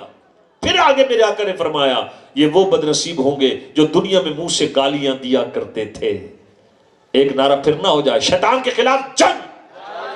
یار جتنا زور لگا کر شوق سے میں بیان سنا رہا ہوں, آپ کا رسپانس ویسا نہیں. اور ویسے الحمدللہ یہ طریقے ہوتے ہیں ذرا ایکٹیو رکھنے کے, جگانے کے. تو نعرہ ٹائٹ لگائیں. یہ کم بخت جو ہے نا, دیکھو انڈیا یا امریکن سب کے پیچھے شیطان ہے, تو ہم نے سب کے گرو کو پکڑا ہے, تو ایک نعرہ ایسا لگاؤ کہ گرو کا بیڑا غرق ہو جائے. بولے شیطان کے خلاف جنگ جاری رہے گی. اللہ اکبر. اب عاشقان رسول بات چل رہی تھی گالی گلوچ کی, گھر میں گالی گلوچ بالکل نہ دیں. اور اس کے ساتھ ساتھ ایک اور بات, گھر میں نرمی سے محبت سے رہیں, جس کی بیوی ہو ذرا زبان کی تیز. کئی ہوتے ہیں نا ماموں کی بیٹی ہے, چچا کی بیٹی ہے, مرد بھی صبر. یہ کہ کوپریٹ جوائنٹ ایفرٹس ہوں گی تو گھر چلے گا. اگر شوہر کبھی غصہ کرے, بیوی کبھی کمپرومائز کرے, بیوی کبھی ناراض ہو جائے, شوہر کبھی کمپرومائز کرے, بیوی خدمت بھی کرتی ہے, کپڑے بھی دھوتی ہے, بچوں کو نہلاتی دھلاتی ہے, سب کچھ کرتی ہے, زبان کی تھوڑی تیز ہے. شوہر نے کہا چلو کوئی نہیں یار. سنیں نبی اپنا کتابوں میں لکھا ہے, روایتوں میں, جس کی بیوی ہو بد اخلاق اور شوہر کرے صبر. شوہر کیا کرے؟ صبر. اللہ قیامت کے دن اسے ایوب علیہ السلام کی مثل ثواب عطا فرمائے گا. اور جس کا شوہر ہو ظالم, بیوی کرے صبر, اللہ قیامت کے دن ایوب, حضرت آسیہ رضی اللہ تعالیٰ کی مثل اس کو ثواب عطا فرمائے گا. میرا مقصد یہ تھا, میلاد پاک کا ایک اہم ترین اصلاحی ٹاپک تھا, ہماری بہنوں بچیوں کے گھر آباد ہوں. اللہ کی قسم میں آپ کو دل کی بات بتاؤں, دل خون کے آنسو روتا ہے. روزمرہ کبھی کوئی مسئلہ پوچھ رہا ہے طلاق کا, کبھی کوئی. ایک دن ایک خاتون روتے روتے میرے گھر آ گئی, کہنے لگی میرے خاوند لڑا ہوا تھا, کئی دن ہو گئے تھے, میں ماں باپ کے گھر تھی, بس میں تو روٹ کر آ گئی تھی, تھوڑی بہت لڑائی رہتی تھی, بھائی یہ ذرا موبائل چیک کرنا. اللہ کی قسم میں اس بہن کو نہیں جانتا تھا, وہ میری بہن تھی. اچانک گھر میں آ گئی روتی ہوئی. والدہ نے مجھے بلایا کہ کوئی خاتون گھر میں آئی ہوئی ہے. جی بہن کیا بات ہے؟ کہا بھائی یہ مجھے کسی نے آپ کا بتایا کہ ہمارے محلے میں فلاں خالد بھائی رہتے ہیں, تو میں پریشان تھی. ہمسائی نے بتایا میں کرایہ دار ہوں, یہ میں لڑ کر آئی ہوئی تھی, کوئی ایسا ویسی بات نہیں تھی. بھائی یہ میرا موبائل چیک کرنا, میسج پر میرے خاوند نے مجھے طلاق بھیجی ہے. موبائل پہ میسج چیک کیا تو 3 طلاقیں تھیں. میں نے تجھے طلاق دی, طلاق دی, طلاق دی. تو کہنے لگی بھائی کوئی اور حل, اس میں کیا ہے؟ میں نے کہا بہن 3 طلاقیں ہو گئیں, کام بالکل ختم ہو گیا, بالکل ختم ہو گیا. اچھا, جن آنسوؤں سے وہ روتی گھر سے نکلی وہ کیفیت میں آپ کو دل سے نہیں بتا سکتا. خدا کا واسطہ ہے, یہ غصے کو گھر سے باہر لے کر جایا کریں, گھر کو جنت کا گہوارہ بنائیں. آپ گھر میں ریسٹ کے لیے آتے ہیں, اپنے آپ کو کول مائنڈڈ رکھیں. حضرت عمر فاروق اعظم کا ایک فرمان میں نے پڑھا. کون فاروق اعظم؟ اللہ کے محبوب فرماتے ہیں اللہ نے عمر کی زبان اور دل پر حق کو جاری کر دیا. کون عمر فاروق اعظم؟ 22 لاکھ مربع میل سے زیادہ اسلام کی فتوحات کرنے والے فاروق اعظم. اور کیسر و کسرا اس وقت کی سپر طاقتیں فاروق اعظم کے نام سے تھر تھراتی ہیں. اور میرے آقا فرماتے ہیں جن و انس کے شیاطین فاروق اعظم کے دبدبے سے بھاگتے ہیں. وہ فاروق اعظم کیا فرماتے ہیں؟ فرماتے ہیں بندے کو چاہیے معاشرے میں مردوں کی طرح رہے, گھر میں بچوں کی طرح رہے. تو گھر میں نرمی, سب بولیں گھر میں نرمی. چلے 2 باتیں بتا کر انشاءاللہ عز و جل میں اپنے لعب دہن کے 4 واقعات پورے کر کے بات کو ختم کرتا ہوں. دوسری بات یہ ہے, نان نفقہ دینا مرد کی ذمہ داری ہے. کس کی ذمہ داری ہے؟ مرد کی ذمہ داری ہے. اگر آپ نان نفقہ نہیں دے سکتے, نان نفقہ دینے پر قادر نہیں, شریعت نے آپ کو نکاح سے ہی منع کیا ہے کہ نان نفقہ دیں. اور بعض ایسے بھی ہڈ حرام میں نے دیکھے, عورتیں 4 گھروں میں کام کر رہی ہیں. خامد صاحب کو چسکا پڑ گیا ہے کہ خیر سے کپڑے بھی مانگ کر لے آتی ہے, کہیں سے آٹا مانگ کر لے آتی ہے, 4 گھروں میں کپڑے دھو رہی ہے. یہ مل میں کبھی جاتا کبھی نہیں جاتا, کبھی مزدوری کرتا کبھی نہیں کرتی. تف ہے تیری شکل پر. میرے آقا صلی اللہ علیہ وسلم کی بارگاہ میں جب میرے آقا نے حکم دیا اپنے بیوی بچوں سے حسن سلوک کرو, ایک شخص نے عجیب سا سوال کیا. وہ کہنے لگا یا رسول اللہ نہ تو میری بیوی ہے نہ میرے بچے ہیں, ماں باپ زندہ کوئی نہیں, بہن بھائی بھی کوئی نہیں, only one person, اکیلا رہتا ہوں گھر میں, اور ایک مرغی رکھی ہوئی ہے. کیا رکھی ہوئی ہے؟ مرغی. اور آپ تو درس دے رہے ہیں کہ گھر والوں سے حسن سلوک کرو. حضور جس کے ماں باپ نہ ہو زندہ, جس کے بہن بھائی بھی نہ ہو, بیوی بچے بھی نہ ہو, جو رہتا ہی اکیلا ہو, اور حضور میں نے مرغی رکھی ہوئی, میرے لیے کیا حکم ہے؟ پتہ کیا فرمایا؟ ایک دن بھی مرغی کو تو نے بھوکا رکھا تو اللہ کے نزدیک حسن سلوک کرنے والا نہیں لکھا جائے گا. تو اس لیے محبت سے, پیار سے. اور توجہ کریں, ایک واقعہ سناتا ہوں آپ کا ایمان تازہ. ابو الحسن خرقانی رحمت اللہ علیہ, بہت بڑے ولی اللہ, ان کی زیارت کے لیے آئے. بو علی سینا, یہ جو ہمارے اسٹوڈنٹس ہیں یہ سمجھتے ہیں بو علی سینا. بو علی سینا آئے زیارت کے لیے حضرت ابو الحسن خرقانی کی. بہت دور دور تک شہرت تھی آپ کی کرامات کی, آپ کے علم کی, آپ کی فراست کی. آ کر بو علی سینا نے دستک دی. اندر سے آپ کی بیوی نے پوچھا کون؟ وہ بو علی سینا کہنے لگے جی بات یہ میں ایک مسافر ہوں, بڑا لمبا سفر کر کے آیا ہوں, حضرت ابو الحسن خرقانی کی زیارت کرنی ہے. بیوی تھی زبان کی تیز. یہ بھائی صبر کا آپ کو بڑا پیارا پھول ملے گا. بیوی تھی زبان کی تیز. وہ کہنے لگی وہ تو عام سا آدمی ہے, تو ایسے اتنا سفر کر کے آ گیا؟ تجھے کس نے کہہ دیا؟ میں تو رہتی اس کے ساتھ، نماز روزہ کرتا عام سا آدمی ہے، ایسا نہیں کہ جیسے تو نے سنا ہے۔ اب جو ہے نا وہ اس بندے کا، ابو علی سینے کا دل ٹوٹ گیا کہ سفر بھی اتنا کیا اور آگے دیکھو رزلٹ کیا نکلا۔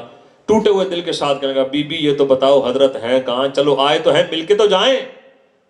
بیوی کہنے لگی جنگل کی طرف چلے جاؤ، وہاں گئے ہیں گھر کی لکڑیاں کاٹنے، میں ٹیچر لگ جاؤں چکی پسوا کے نہیں لاؤں گا، یعنی گندم پسوا کے، میں ٹیچر ہوں میں آٹا پسوا کے لاؤں؟ اچھا الحمدللہ میں تو پسوا کے لاتا ہوں، کیونکہ میرے بھائی تقریر کرنا، نیکی کی دعوت دینا سنت، امامہ باندھنا سنت، داڑھی رکھنا سنت، حلوہ کھانا سنت، بکرا کھانا سنت، گھر کا کام کرنا بھی جی۔ بیوی کہے سبزی لا دیں تو ماہ بدولت کی شان میں کمی آئے، اور میرے آقا دنیا سے وصال فرمایا۔ 3 دن بعد ایک اعرابی آیا، پتہ چلا نبی پاک علیہ السلام کا وصال ہو گیا، کہا کوئی اس حضور کا کرتا ہی دکھا دو۔ جب رسول پاک صلی اللہ علیہ وسلم کا کرتا دکھایا گیا، 17 جگہ پیمند لگے ہوئے تھے۔ اور پہلی حدیث آپ نے نہیں سنی، جب میرے آقا نے چٹان کو توڑا، خندق والی چٹان کو، کتنے دن سے کھانا نہیں کھایا تھا؟ 3 دن سے۔ یہ بھی سنتیں ہیں، ان پر بھی عمل کریں۔ تو ابو علی سینا کہنے لگے بی بی بڑا لمبا سفر کر کے آیا ہوں، سنی تھی بڑی تعریف اللہ والے ہیں، اچھا یہ بتائیں حضرت ہیں کہاں؟ تو کہنے لگے جنگل میں گئے ہیں۔ کیا کرنے گئے بھائی بولیے گا؟ لکڑیاں کاٹنے گئے ہیں۔ اب یہ گئے جنگل کی طرف، تو جنگل دیکھ کر عجیب منظر دیکھا، جنگل میں پہنچے، کیا دیکھتے ہیں؟ آپ نے لکڑیاں کاٹی، ان کی گٹھڑی بنائی، گٹھڑی ہے شیر کی پیٹھ پر، آپ آگے آگے ہیں، شیر آپ کے پیچھے پیچھے۔ اب کرامت دیکھی تو وہ جو عقیدت تھی پہلے سے بھی ڈبل ہو گئی۔ آپ سے ملا، مل کر کہنے لگا حضرت گتھی سلجھا دیجئے، زیارت کے لیے آیا تھا، آپ کی بڑی کرامات سنی ہے، آپ کی شان یہ ہے کہ جنگل کا بادشاہ غلامی کر رہا ہے۔ حضور گھر میں گیا ہوں تو مسز کے کامنٹس بڑے عجیب تھے، حضور یہ بتائیں یہ جو جنگل کا بادشاہ غلامی کر رہا ہے، اللہ نے جو نوازا ہے، یہ مقام کیسے ملا ہے؟ فرمایا بیوی بد اخلاق ہے، صبر کرتا ہوں اللہ نے یہ مقام دیا۔ اللہ اکبر۔ تو عاشقان رسول، دین اسلام پیار محبت کا درس دیتا ہے۔ اب آئیں اس واقعے، گھر میں کون کون ڈانٹ ڈپٹ کرے گا، ذرا ہاتھ کھڑا کر کے بتائیں۔ ایک بچے کا ہاتھ کھڑا ہونے لگا تھا، بیٹا آپ کی تو شادی نہیں ہوئی، درود پاک پڑھ لیجیے، اللہم صلی علی۔ خوشیوں کا مہینہ نا تھوڑا بہت مزاح بھی چل جاتا ہے۔ اب کوئی بتائے گا کہاں سے ہم کہاں پہنچے تھے؟ حضرت عتبہ کی کتنی بیویاں تھیں؟ 4۔ وہ چاروں کیا لگاتی؟ خوشبو۔ کس کے لیے؟ اپنے شوہر کے لیے۔ یہاں سے چلی تھی شوہر اور بیوی کی بات، بیگ میں سے نا، یہاں سے چلی تھی بات، تو یہ مجھے پکڑا دے، ایسے دے دو۔ آگے میں انشاءاللہ اس کے بعد 2 چھوٹے چھوٹے واقعات، اور پھر انشاءاللہ ہمارے یہ نسخہ ہے شوہر کو کیسا ہونا چاہیے۔ 15 روپے کا ہے۔ میں بیگ میں عموماً کوشش کرتا ہوں یہ 2-3 رسائل ساتھ رکھتا ہوں، لیکن اس کا دوسرا پارٹ میرے پاس ہے نہیں، گھر رہ گیا، اس کا نام ہے بیوی کو کیسا ہونا چاہیے۔ قرآن و سنت کی روشنی میں صرف 15 اور 15 30 روپے یہ آپ کو لائق بھائی انشاءاللہ لا دیں گے، لیکن آپ ان کو پیسے دے دیجئے گا اور یہ پڑھیں۔ یقین کریں اگر میں یہ سمجھوں نا میں یہاں سے چلا گیا اور آپ لوگوں نے میرا میسج قبول کیا اور آپ نے یہ 2 جو بکلیٹس ہیں ان کو لے کر پڑھ لیا، انشاءاللہ پوری زندگی کا میکسیمم حصہ گزارنے کا آپ کو دستور مل جائے گا۔ یہ تقریباً ساری باتیں میں نے اسی میں سے کی۔ بھائی بیٹیاں کس کس کی ہیں؟ میری بھی ہیں 2 الحمدللہ۔ آپ میں کس کس کی بیٹی؟ ہاتھ کھڑا کریں ذرا۔ شرما کیوں رہے یار، میں نے کوئی آپ سے پیسے توڑی لے۔ یہ بیٹیوں کے حقوق کے تعلق سے بڑا پیارا رسالہ ہے، زندہ بیٹی کنویں میں پھینک دی، بیٹیوں کے فضائل پر الحمدللہ بڑا پیارا رسالہ ہے، اللہ پاک کرم فرمائے۔ حضرت عتبہ کی بیویاں تھیں 4، چاروں بیویاں اعلیٰ خوشبو استعمال کرتی ہیں۔ حضرت عتبہ بیوی نے بٹھا لیا، حضور یہ بتائیں ہم خوشبو استعمال کرتی ہیں اچھی سے اچھی، آپ کی خوشبو ہماری خوشبوؤں پر غالب، یہ بتائیں حضور کون سی خوشبو استعمال کرتے ہیں؟ حضرت عتبہ فرمانے لگے میں کوئی خوشبو استعمال نہیں کرتا، بات یہ ہے چھوٹا سا تھا، بیمار ہو گیا، میری والدہ مجھے سرکار مدینہ علیہ السلام کی بارگاہ میں لے گئیں اور عرض کی یا رسول اللہ میرا بیٹا عتبہ بیمار ہو گیا، فرمایا اس کی قمیض اتارو، میرے جسم پر پھوڑے پھنسیاں نکل آئے تھے، سرکار مدینہ صلی اللہ علیہ وسلم نے اپنے مبارک ہاتھوں پر آپ صلی اللہ علیہ وسلم نے مبارک ہاتھوں پر لعاب دہن ملا، اور لعاب دہن یعنی اپنا تھوک مبارک ملا، اور میرے دونوں یعنی جسم کے سینے اور پیٹھ پر سرکار نے لعاب دہن والے ہاتھ ہاتھ پھیرے. بس وہ ہاتھ پھیرنے کی دیر تھی. میری بیماری جاتی رہی بچپن سے لے کر آج تک جسم سے خوشبوؤں کی لپٹیں آ رہی. یہ کس چیز کا فیض ہے؟ لعاب دہن کا. اب کہہ دیجئے تمام انبیاء معجزات لے کر آئے, ہمارے آقا سراپا معجزہ بن کر آئے. تیسرا واقعہ, سیکنڈ لاسٹ, اس کے بعد چوتھا. ابو قتادہ رضی اللہ تعالیٰ عنہ, ان کی آنکھ میں لگا تیر, پوری آنکھ ہی نکل کر باہر. سرکار مدینہ علیہ السلام کے پاس آئے, آقا آنکھ نکل گئی ہے. میرے آقا نے کیا فرمایا؟ فرمایا ابو قتادہ آنکھ لے لو یا جنت. کیا لے لو؟ آنکھ لے لو یا جنت. یعنی صبر کرو تو جنت ہے. اللہ اکبر. وہ بھی جانتے تھے حقیقی دینے والا کون؟ اللہ. اللہ کے محبوب کیسے دیتے ہیں؟ اللہ کی عطا سے. صرف دنیا نہیں دیتے, اللہ کے محبوب اللہ کے خزانوں کے مالک ہیں, جسے چاہیں جنت بھی عطا فرما دیں. چنانچہ حضرت ابو قتادہ نے جب سنا سرکار فرما رہے آنکھ لے لو یا جنت, وہ بھی صحابی تھے, بڑے سمجھدار تھے, بڑے ذوق والے تھے, عشق رسول والے تھے. پتہ کیا کہنے لگے؟ کہنے لگے یا رسول اللہ جنت میں نے مانگی ہے, آنکھ میں نے مانگی ہے اور جنت آپ کی زبان سے ارشاد ہوئی ہے. سرکار دونوں ہی عطا فرما دیں. ہائے ہائے, واہ کیا جود و کرم ہے, شہبت ہاں تیرا, نہیں سنتا ہی نہیں مانگنے والا تیرا. امام احمد رضا خان رحمت اللہ علیہ دوسری بار آپ حج پر گئے, روزہ رسول کے سامنے کھڑے ہوئے, مواجہ شریف کے سامنے, سنہری جالیوں کے سامنے, اور آپ پڑھنے لگے الصلاۃ والسلام علیک یا رسول اللہ, اور دل میں تمنا لے کر گئے تھے کہ آج جاگتی آنکھوں سرکار کا دیدار کروں گا. کیوں؟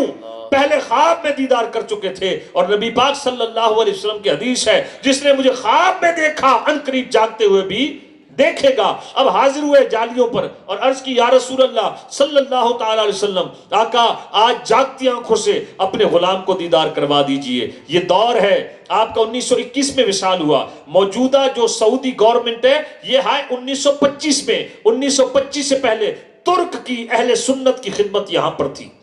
کوئی دقیق بات نہیں کر رہا. 1925 میں موجودہ حکومت آئی, 1921 میں اعلیٰ حضرت کا وصال ہوا. اس سے پہلے تمام یہاں پر الحمدللہ عاشقان رسول تھے. شاہ ولی اللہ محدث دہلوی آپ فیوز الحرمین میں لکھتے ہیں کہ یہ سعودیوں سے پہلے کی بات ہے. میں مکہ المکرمہ میں جہاں نبی پاک جس گھر میں پیدا ہوئے تھے اس جگہ پر حاضر ہوا. روزانہ وہاں حضور کی ثنا خوانی ہوتی تھی.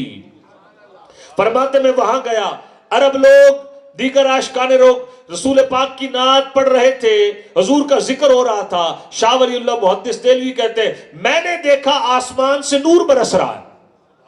فرماتے جب میں نے غور کیا, مومن تھے نا, فراست والے تھے, فرمایا غور کیا وہ جو نور برس رہا تھا وہ کوئی معمولی نہیں, ان فرشتوں کا نور تھا جو اس محفل میلاد مصطفیٰ میں آ رہے تھے. یہ شاہ ولی اللہ محدث دہلوی نے لکھا. تو بہرحال اعلیٰ حضرت حاضر ہوئے. اچھا یہ اس کے کلوز کا مجھے دے دیجئے گا اشارہ, میں تو لگا ہوا ہوں جب تک وہ. اچھا چلو ٹھیک, پیچھے اگر ہو سکے تو ایک نعت خوان. بس ٹھیک ہے, میں تو پہلے کہہ چکا. جزاک اللہ. تو اب اعلیٰ حضرت حاضر ہوئے اور حاضر ہو کر عرض کی یا رسول اللہ صلی اللہ علیہ وسلم, آقا جاگتی آنکھوں سے دیدار کرنا چاہتا ہوں. پوری رات گزر گئی, خواب میں دیدار نہ ہوا. دوسری رات آئی, اعلیٰ حضرت دوبارہ کھڑے ہوئے بارگاہ رسالت میں اور عرض کی یا رسول اللہ جاگتی آنکھوں سے دیدار کروائیے. یہ تمنا دل میں ہے. جب وہ جو اندر کا عشق کے بھامبڑ تھے, آئے ہائے, جب وہ خوب بھڑکے اور جب بظاہر صبر کا پیمانہ لبریز ہو گیا, بارگاہ رسالت میں اعلیٰ حضرت نے کہا وہ سوئے لال زار پھرتے ہیں, تیرے دن اے بہار پھرتے ہیں. اس گلی کا گدا ہوں میں جس میں مانگتے تاجدار پھرتے ہیں. پھول کیا دیکھوں میری آنکھوں میں, دشت طیبہ کے خار پھرتے ہیں. کوئی کیوں پوچھے تیری بات رضا, تجھ سے کتے ہزار پھرتے ہیں. یہاں عاجزی کی ہے. اعلیٰ حضرت نے کہا احمد رضا تو کیا ہے, اور تیرے جیسے یہاں ہزاروں پھرتے ہیں, کوئی کیوں پوچھے. تڑپ کر صدا لگائی, حضور کی رحمت جوش میں آئی, پردے اٹھ گئے اور میرے امام نے جاگتی آنکھوں سرکار کا دیدار کیا. آج بھی وہ کسی کو خالی لوٹاتے نہیں ہیں. تو ابو قتادہ آئے, حضور آنکھ نکل گئی, فرمایا آنکھ پر صبر کرو تو جنت ہے. عرض کی آقا آنکھ میں نے طلب کی ہے, جنت آپ نے ارشاد فرمائی ہے, سرکار دونوں ہی عطا فرما دیں. حضور نے جنت کی ٹکٹ بھی دی, آنکھوں پر جناب والا یہاں اس پتلی کو رکھا, لعاب دہن لگایا, ابو قتادہ کی آنکھ ایسے ہو گئی جیسے کچھ ہوا ہی نہیں تھا. اور قربان جائیں عاشقان رسول. اب میں چوتھا واقعہ اس کو بالکل بیان نہیں کرتا, اور ایک میسج میں آپ کو دینا چاہوں گا, خصوصاً الحمدللہ محبت سے, پیار سے, اپنے سٹیج والے لوگوں کو بھی. میرے بھائی نے نعرہ لگایا میرے بیان سے پہلے, مجھے بہت اچھا لگا. انہوں نے نعرہ لگایا پورا, نعرہ تکبیر, نعرہ رسالت, نعرہ خلافت. ٹھیک ہے جی, یہ وہ نعرہ لگایا.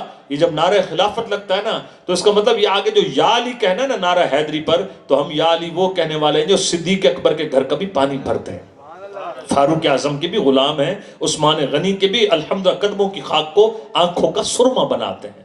اور میرے بھائی نے آخر میں حضرت علی کی منقبت پڑھی, تو الحمدللہ بحمدہ تعالی حضرت علی ہوں, حضور کی آل ہو, جب تک اس پہ درود نہ بھیجیں تو نماز یعنی مکمل نہیں ہوتی. اگرچہ محمدن عبدہ و رسولہ تک پڑھنا واجب ہے, درود ابراہیمی سنت ہے, لیکن ہر نماز میں آپ حضور کی آل پر, تو حضرت علی کا ذکر بھی دلوں کو ٹھنڈا کرتا ہے. لیکن عاشقان رسول یہ بھی ساتھ ساتھ عرض کروں کہ خصوصاً ہمارے سٹیجوں سے الحمدللہ دور حاضر میں جہاں حضرت مولا علی شیر خدا, حضرت امام حسن و حسین رضی اللہ تعالی عنہما کے جناب والا وہ جائیں پیغامات, تو وہیں پر ہمارے سٹیج سے سیدنا صدیق اکبر کی شان بھی بیان ہو. اچھا میرا پیغام نقیب کے لیے تھا سب, اور یہ نقیب جتنے بھی ہمارے نقیب ہوں یا خطیب ہوں, دیکھیں الحمدللہ سیدنا صدیق اکبر کی مناقب بھی ہمیں یاد ہوتی اور ہیں. فاروق اعظم رضی اللہ عنہ کا ذکر کریں, اس انداز میں ذکر کریں کہ پورا اظہار ہو کہ ہم حضرت علی کے وہ ماننے والے ہیں جو بحمدہ تعالی ابو بکر صدیق, فاروق اعظم. اور ایک روایت نہ سنا دوں, امام بخاری نے لکھی, امام بخاری امام بخاری نے نقل کی بخاری شریف میں, محمد بن حنفیہ حضرت علی کے بیٹے ہیں. حضرت فاطمہ کے بعد جو آپ نے نکاح کیے ان میں آپ کے بیٹے تھے محمد بن حنفیہ. انہوں نے عرض کی یا علی ابا جان, آپ صحابہ بڑے شان والے, آپ میں یہ بتائیں ابا جان آپ تمام صحابہ میں پہلا نمبر کس کا؟ علم کے شہر کا دروازہ مولا علی شیر خدا. مولا علی پر بھی ٹینشن نہ لیا کریں, ویسے تو حدیث میں جس کا مولا میں اس کا مولا علی. میرے نام سے پہلے ہو سکتا ہے بھائی جان نے کہا مولانا خالد صاحب, تو جب 15ویں صدی میں 2-4 کتابیں پڑھ کے رٹے لگانے والا مولانا, نون الف نہ ہٹائیں تو باقی مولا, تو بھائی 2-4 کتابیں پڑھنے والا مولا بن گیا, تو جو علم کے شہر کا دروازہ ہے اسے مولا کہنے میں بھی حرج نہیں. مولا سردار, آقا, رہبر, رہنما اور مددگار کے معنوں میں بھی آتے ہیں. اور مولانا ہمارے آقا, جب 15ویں صدی کے اسکول آف تھاٹ کے لوگ مولانا ہو سکتے ہیں تو حضرت علی کو بھی مولا کہنے میں حرج نہیں ہے. اور بات چلی تھی, حضرت علی نے پوچھا, حضرت علی کے بیٹے نے پوچھا ابا جان آپ صحابہ میں سب سے زیادہ فضیلت والا کون ہے؟ پتہ کیا کہا حضرت علی نے؟ فرمایا بیٹا ہم صحابہ میں سب سے زیادہ فضیلت والے ابو بکر ہیں. پھر آپ نے سوال دہرایا حضور, اس کے بعد حضرت علی نے فرمایا حضرت ابو بکر کے بعد سب سے زیادہ فضیلت والے حضرت عمر ہیں. اب حضرت محمد بن حنفی آپ کے بیٹے نے سوال چینج کر دیا, ابا جان اس کے بعد تو یقیناً آپ صحابہ میں سب سے زیادہ بزرگ ہیں. فرمایا بیٹا میں تو عام سا آدمی, میں تو مسلمانوں میں سے ایک عام سا مسلمان ہوں. تو اللہ پاک کرم فرمائے, ایک نعرہ سنائے, میں سٹیج چھوڑتا ہوں. ہر صحابی نبی جنتی جنتی, ہر صحابی نبی جنتی جنتی. کسی ٹینشن کی ضرورت نہیں ہے, 14 صدیاں گزر گئیں, امت کا اس پر اتفاق آیا. شراب بھی ملعون ہے, شراب پینے والا بھی ملعون ہے, شراب بیچنے والا بھی ملعون ہے, شراب خریدنے والا بھی ملعون ہے. فرمایا شراب بیچنے والا, بنانے والا, خریدنے والا, پینے والا, پلانے والا ملعون ہے. اور کبھی کبھی اللہ تبارک و تعالی ایسے لوگوں کو دنیا کے لیے سامان عبرت بنا دیتا ہے. ایک شادی ہوئی, سیٹھ صاحب کے بیٹے کی شادی تھی, پہلے فنکشن ہوا, پھر فاسٹ فرینڈ, وہ 60 افراد کا سرکل جو بڑا خاص تھا, انہوں نے مل کر سیٹھ صاحب کے بچے کی شادی کی خوشی میں آج محفل جناب شباب ہے, اور انہوں نے وہاں پر 60 افراد نے شراب کی ڈرنکنگ کی. شراب زہریلی تھی. ودن 60 ہارس, ودن 60 گھنٹے یعنی 1 اور 2 دن کے بیچ میں 60 میں سے 58 افراد زہریلی شراب پی کر ہلاک ہو گئے۔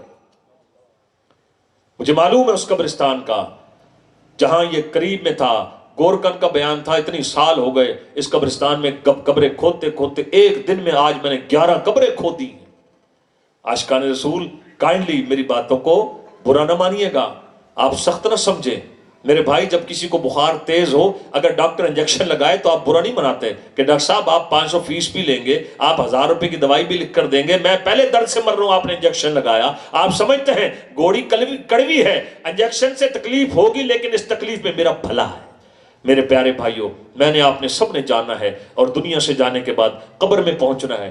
خدا کی قسم بڑے بڑے لینڈ لارڈ قبروں میں چلے گئے، انقریب ہم نے بھی جانا ہے۔ وہاں یہ نہیں ہوگا یا اللہ میں تو جوان تھا، مجھے پتہ نہیں تھا اچانک موٹر سائیکل کی ویلنگ کرتے ہوئے میرے سر کی چوٹ آئے گی، میں حرام موت مر جاؤں گا۔ اے اللہ ایک دفعہ دنیا میں واپس بھیج دے، اب توبہ کرتا ہوں، اب گناہ نہیں کروں گا۔ لیکن یاد رکھنا منو مٹی تلے جب لوگ دفنا کرائیں گے کوئی ہماری صدا سننے والا نہیں، چیخیں گے، چیخنے کا فائدہ کوئی نہیں۔ اور عاشقان رسول وہ صرف اندھیری قبر نہیں ہے، سرکار فرماتے جنت کے باغوں کا باغ بھی ہے، جنت کے باغوں کا باغ بھی ہے اور جہنم کے گڑھوں میں سے گڑھا۔ آئیے تھوڑا ریورس ہوتے ہیں، اور بات ہو رہی تھی شراب کی، شادی کا فنکشن تھا، اور اس فنکشن کے اوپر جناب والا جب ڈرنکنگ کی گئی تو ایک ذرا نعرہ نہ لگا دیں، وہ نعرہ کون سا لگانا ہے؟ شراب کے خلاف جنگ۔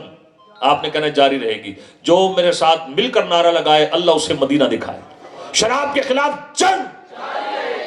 اب جنگ ہے کیا؟ آپ نے اعلان تو کر دیا بھائی جنگ یہ ہے کہ نہ اس منحوس کو کبھی دیکھیں گے، نہ شراب کے قریب لگیں گے، نہ شرابی کے قریب۔ اب لگائے نعرہ شراب کے خلاف جنگ۔ اب پیچھے آ جائیں تھوڑا سا، بات ہو رہی تھی بیوی کی کہ جو عورت ٹیپ ٹاپ کر کے گھر سے نکلے، شوہر اس کے اس میک اپ پر راضی ہے، یعنی اور اس کی بے پردگی پر راضی ہے۔ ایک مسئلہ اور بھی سن لیں، پوری ذمہ داری سے بیان کر رہا ہوں۔ عورت اگر بناؤ سنگھار، اسے اردو میں کہتے ہیں زیب و زینت بناؤ سنگھار، انگلش میں کہتے ہیں میک اپ، ٹھیک ہے جی۔ اگر عورت میک اپ کرتی ہے اور اس میک اپ کے مٹیریل میں جو بھی وہ کیمیکل یوز کر رہی ہے، وہ چجائے کہ سرخی ہے یا کوئی کسی قسم کا کوئی فیس پاؤڈر وغیرہ ہے، اگر اس میں کوئی حرام جز شامل نہیں اور عورت بے پردگی نہیں کرتی، فیملی میں فنکشن تھا، عورتیں سیپریٹ وہاں ہوں گی، اور وہاں پر عورتیں اگر بناؤ سنگھار کر کے جاتی ہیں، جب وہاں ٹوٹلی خواتین ہیں، تو عورت کا عورتوں میں سنگھار کر کے جانا کوئی گناہ نہیں۔ عورت کا گھر میں بھی میک اپ کرنا گناہ نہیں، بات بے پردگی کی ہے کہ بے پردہ عورت ہے۔ اور آگے چلیے عاشقان رسول، یہ جتنے بھی ہم مسلمان ہیں، اہل و عیال والے ہیں، قرآن نے ہماری ڈیوٹی لگائی، اے ایمان والو اپنے آپ کو اپنے گھر والوں کو جہنم کی آگ سے بچاؤ جس کا ایندھن انسان اور پتھر ہے۔ اور دوسری بات چلی حضرت عتبہ والی بات۔ حضرت عتبہ کی کتنی بیویاں تھیں؟ بولے تو صحیح، 4 بیویاں تھیں حضرت عتبہ رضی اللہ تعالیٰ عنہ کی، چاروں خوشبو لگاتی، کس کی رضا کے لیے؟ اپنے شوہر کی رضا کے لیے۔ یہاں پر ایک ایک لائن کی میں باتیں بتاؤں گا۔ وہ میرا بھائی جس کی بہن شادی شدہ ہے، وہ میرا بزرگ جس کی بیٹی ہے شادی شدہ ہے، ان دونوں کے لیے بڑی اہم بات ہے۔ بہن جس کے نکاح میں گئی وہ کہلایا بہنوئی، بیٹی جس کے نکاح میں گئی وہ کہلایا داماد، بیٹی بہن کا ہوا شوہر۔ بدقسمتی سے 15ویں صدی میں لٹریسی ریٹ تو عام ہو گیا، ہر گلی محلے میں سکول، لیکن دینی اویرنس، دینی شعور وہ جاتا رہا، طلاقوں کی ریشو بڑھ گئی۔ ایک قریبی جاننے والے 2 ماہ کے اندر شادی ہونے کے بعد، طلاق ہونے کے بعد سامان گھر میں واپس۔ اور بیٹیوں کی شرح پیدائش زیادہ، جہالت کود رہی ہے۔ بیٹی پیدا ہو جائے ماں باپ کے موڈ آف ہو جاتے ہیں، دوسری بیٹی پیدا ہو جائے باپ کا ماتھا ٹھنک جاتا ہے، تیسری بیٹی پیدا ہو جائے افسوس پڑھا لکھا کہلانے والا وہ بیوی کو منحوس سمجھنا شروع کر دیتا ہے۔ اور ساس جو کہ خود بھی کسی کی بیٹی ہے، ساس بہو کو تانا دیتی ہے کہ بیٹا یہ جو تیری گھر والی ہے نا، اس کے تو ماتھے میں معاذ اللہ نحوست ہے، یہ بیٹی جن رہی ہے۔ اور بیٹیاں بیٹے کون دیتا ہے؟ اللہ۔ قرآن میں اللہ فرماتا ہے اللہ جسے چاہے بیٹے دے، اللہ جسے چاہے بیٹیاں دے، اللہ جسے چاہے دونوں دے۔ قرآن فرماتا ہے اللہ جسے چاہے بانجھ کر دے۔ تو بیٹیاں بیٹے کون دیتا ہے؟ اللہ۔ اور بیٹیاں تو رحمت ہیں، غلام ہیں رسول کے غلام ہیں۔ میرے آقا کی تو بیٹیاں 4 تھیں۔ کتنی؟ 4۔ یہاں 2 بیٹیاں ہوئی، ماتھا ٹھنک گیا۔ حضرت ماریہ رضی اللہ تعالیٰ عنہ ان کے بطن اقدس سے جناب ابراہیم پیدا ہوئے جو بچپن میں انتقال کر گئے تھے. 4 بیٹیاں اور بیٹیاں پیدا ہوں. گھبرایا نہ کرو, آؤ 2 روایتیں آپ کو سناتا ہوں. بیٹیوں والوں تمہیں بڑا اس میں انشاءاللہ مزہ آئے گا. ایک حضرت عائشہ صدیقہ طیبہ طاہرہ مفتیہ رضی اللہ تعالی عنہا, جن کے صدقے عورتوں کے مسائل کا بہت بڑا حصہ نبی پاک صلی اللہ علیہ وسلم سے اس امت کی عورتوں کو ملا. حضرت عائشہ مفتیہ بھی ہیں. حضرت عائشہ رضی اللہ تعالیٰ عنہ یہ نبی پاک علیہ السلام سے عرض کرتی ہیں, یا رسول اللہ, میں خلاصہ عرض کر رہا ہوں, حضور ایک عورت کو دیکھا, اس کے پاس تھی 3 کھجوریں, 2 بیٹیاں اس کے ساتھ تھیں. ایک کھجور انہوں نے ایک بیٹی کو دی, دوسری کھجور انہوں نے دوسری بیٹی کو دی. یا رسول اللہ, اس عورت نے تیسری کھجور یا منہ میں لے چکی, مفہوم عرض کر رہا ہوں, یا منہ کے قریب کی, یا بڑھانا چاہتی تھی کہ ایک بیٹی نے ماں والی کھجور بھی کھینچی تو اس عورت نے اس کھجور کو توڑ کر دونوں بیٹیوں کے حصے میں ڈال دیا, منہ میں ڈال دیا, اپنے منہ کا لقمہ بھی, اپنی جگر کی ٹھنڈک اپنی بیٹیوں کے منہ میں ڈال دیا. جب یہ رحمت بھری بات سنی, سرکار مدینہ علیہ السلام نے فرمایا, عائشہ, اللہ نے اس عورت پر جنت کو واجب کر دیا. فرمایا جس کی 3 بیٹیاں ہوں, مفہوم عرض کر رہا ہوں نبی پاک علیہ السلام کی حدیث کا, اور وہ بیٹیوں کو آر نہ سمجھے, بوجھ نہ سمجھے. 3 بیٹیاں رب جس کو دے وہ بیٹیوں کو بوجھ نہ سمجھے, ان کی کفالت کرے. نبی پاک علیہ السلام فرماتے ہیں وہ 3 بیٹیاں اس باپ اور جہنم کے درمیان ڈھال بن جائیں گی. دوسری حدیث پاک کا مفہوم ہے, فرمایا جس کو رب 3 بیٹیاں دے اور وہ 3 بیٹیوں کی کفالت کرے, انہیں پالے پوسے. میرے آقا صلی اللہ علیہ وسلم نے فرمایا وہ 3 بیٹیوں کا باپ جنت الفردوس میں میرے ساتھ ایسے ہوگا جیسے 2 انگلیاں, اتنا قریب جنت الفردوس میں. صحابہ نے دیکھا دریا رحمت جوش میں ہے, عرض کی یا رسول اللہ, آپ نے 3 کا ارشاد فرمایا, آقا جس کو رب نے دی ہی 2 ہو. فرمایا 2 والوں کے لیے بھی یہی خوشخبری. پھر عرض کی حضور جس کو رب نے دی 1 ہو. فرمایا 1 والی کے لیے بھی یہی خوشخبری. اب بیٹیوں کے گھر آباد کیوں نہیں ہو رہے؟ اس کی بنیادی وجہ, ایسی بنیادی وجہ, وہ ہے غلط فہمی, اور وہ ہے ساس سسر کا داماد کی اہمیت نہیں سمجھتے, اور وہ بیٹیوں کو مس گائیڈ کرتے ہیں, بیٹیوں کو گھر سے الوداع کرتے ہیں. 4 بھائیوں نا, بہن کو کہتے ہیں گھبرانا نہیں ہے, ہم 4 بھائی ہیں. ہاں, اگر یہ تیرا ہسبینڈ تجھے کچھ کہے نا, ٹینشن نہیں لینی, ہمیں بتا دینا. ہاں اللہ کا شکر ہے ہم کھاتے پیتے ہیں. لو جی, بھائیوں نے سریہ ڈالا اور اما ابا نے کہا بیٹا ٹینشن نہیں لینی, بڑا پیسہ ہے, کسی سے دب کے نہیں رہنا. بھائیوں نے سریہ ڈالا تھا بیٹی کی گردن میں, اور ابا اما نے گارڈر ہی ڈال دیا. اب وہ جب پہنچی گھر میں, اس کے چال ڈالی کچھ اور ہے. اور بھائی جہاں بیٹی بہن دے دیتے ہیں, شریعت نے بہن کے گھر والے کو بہنوئی اور بیٹی کے گھر والے کو داماد کہا, تو سمجھیں بات دولت کی نہیں ہے, بات مقام مرتبے کی ہے. آپ حیران ہو جائیں گے. آپ جتنے بھی بیٹھے ہیں یہ بتائیں, بڑا آسان سے سوال ہے, سب سے بڑا آپ کے اوپر حق کس کا ہے, بیوی کا یا ماں باپ کا؟ ماں باپ کا. سب بولیں کس کا ہے؟ ماں باپ کا. آپ پر ہمیشہ ہمیشہ سب سے بڑا حق آپ کے ماں باپ کا ہے.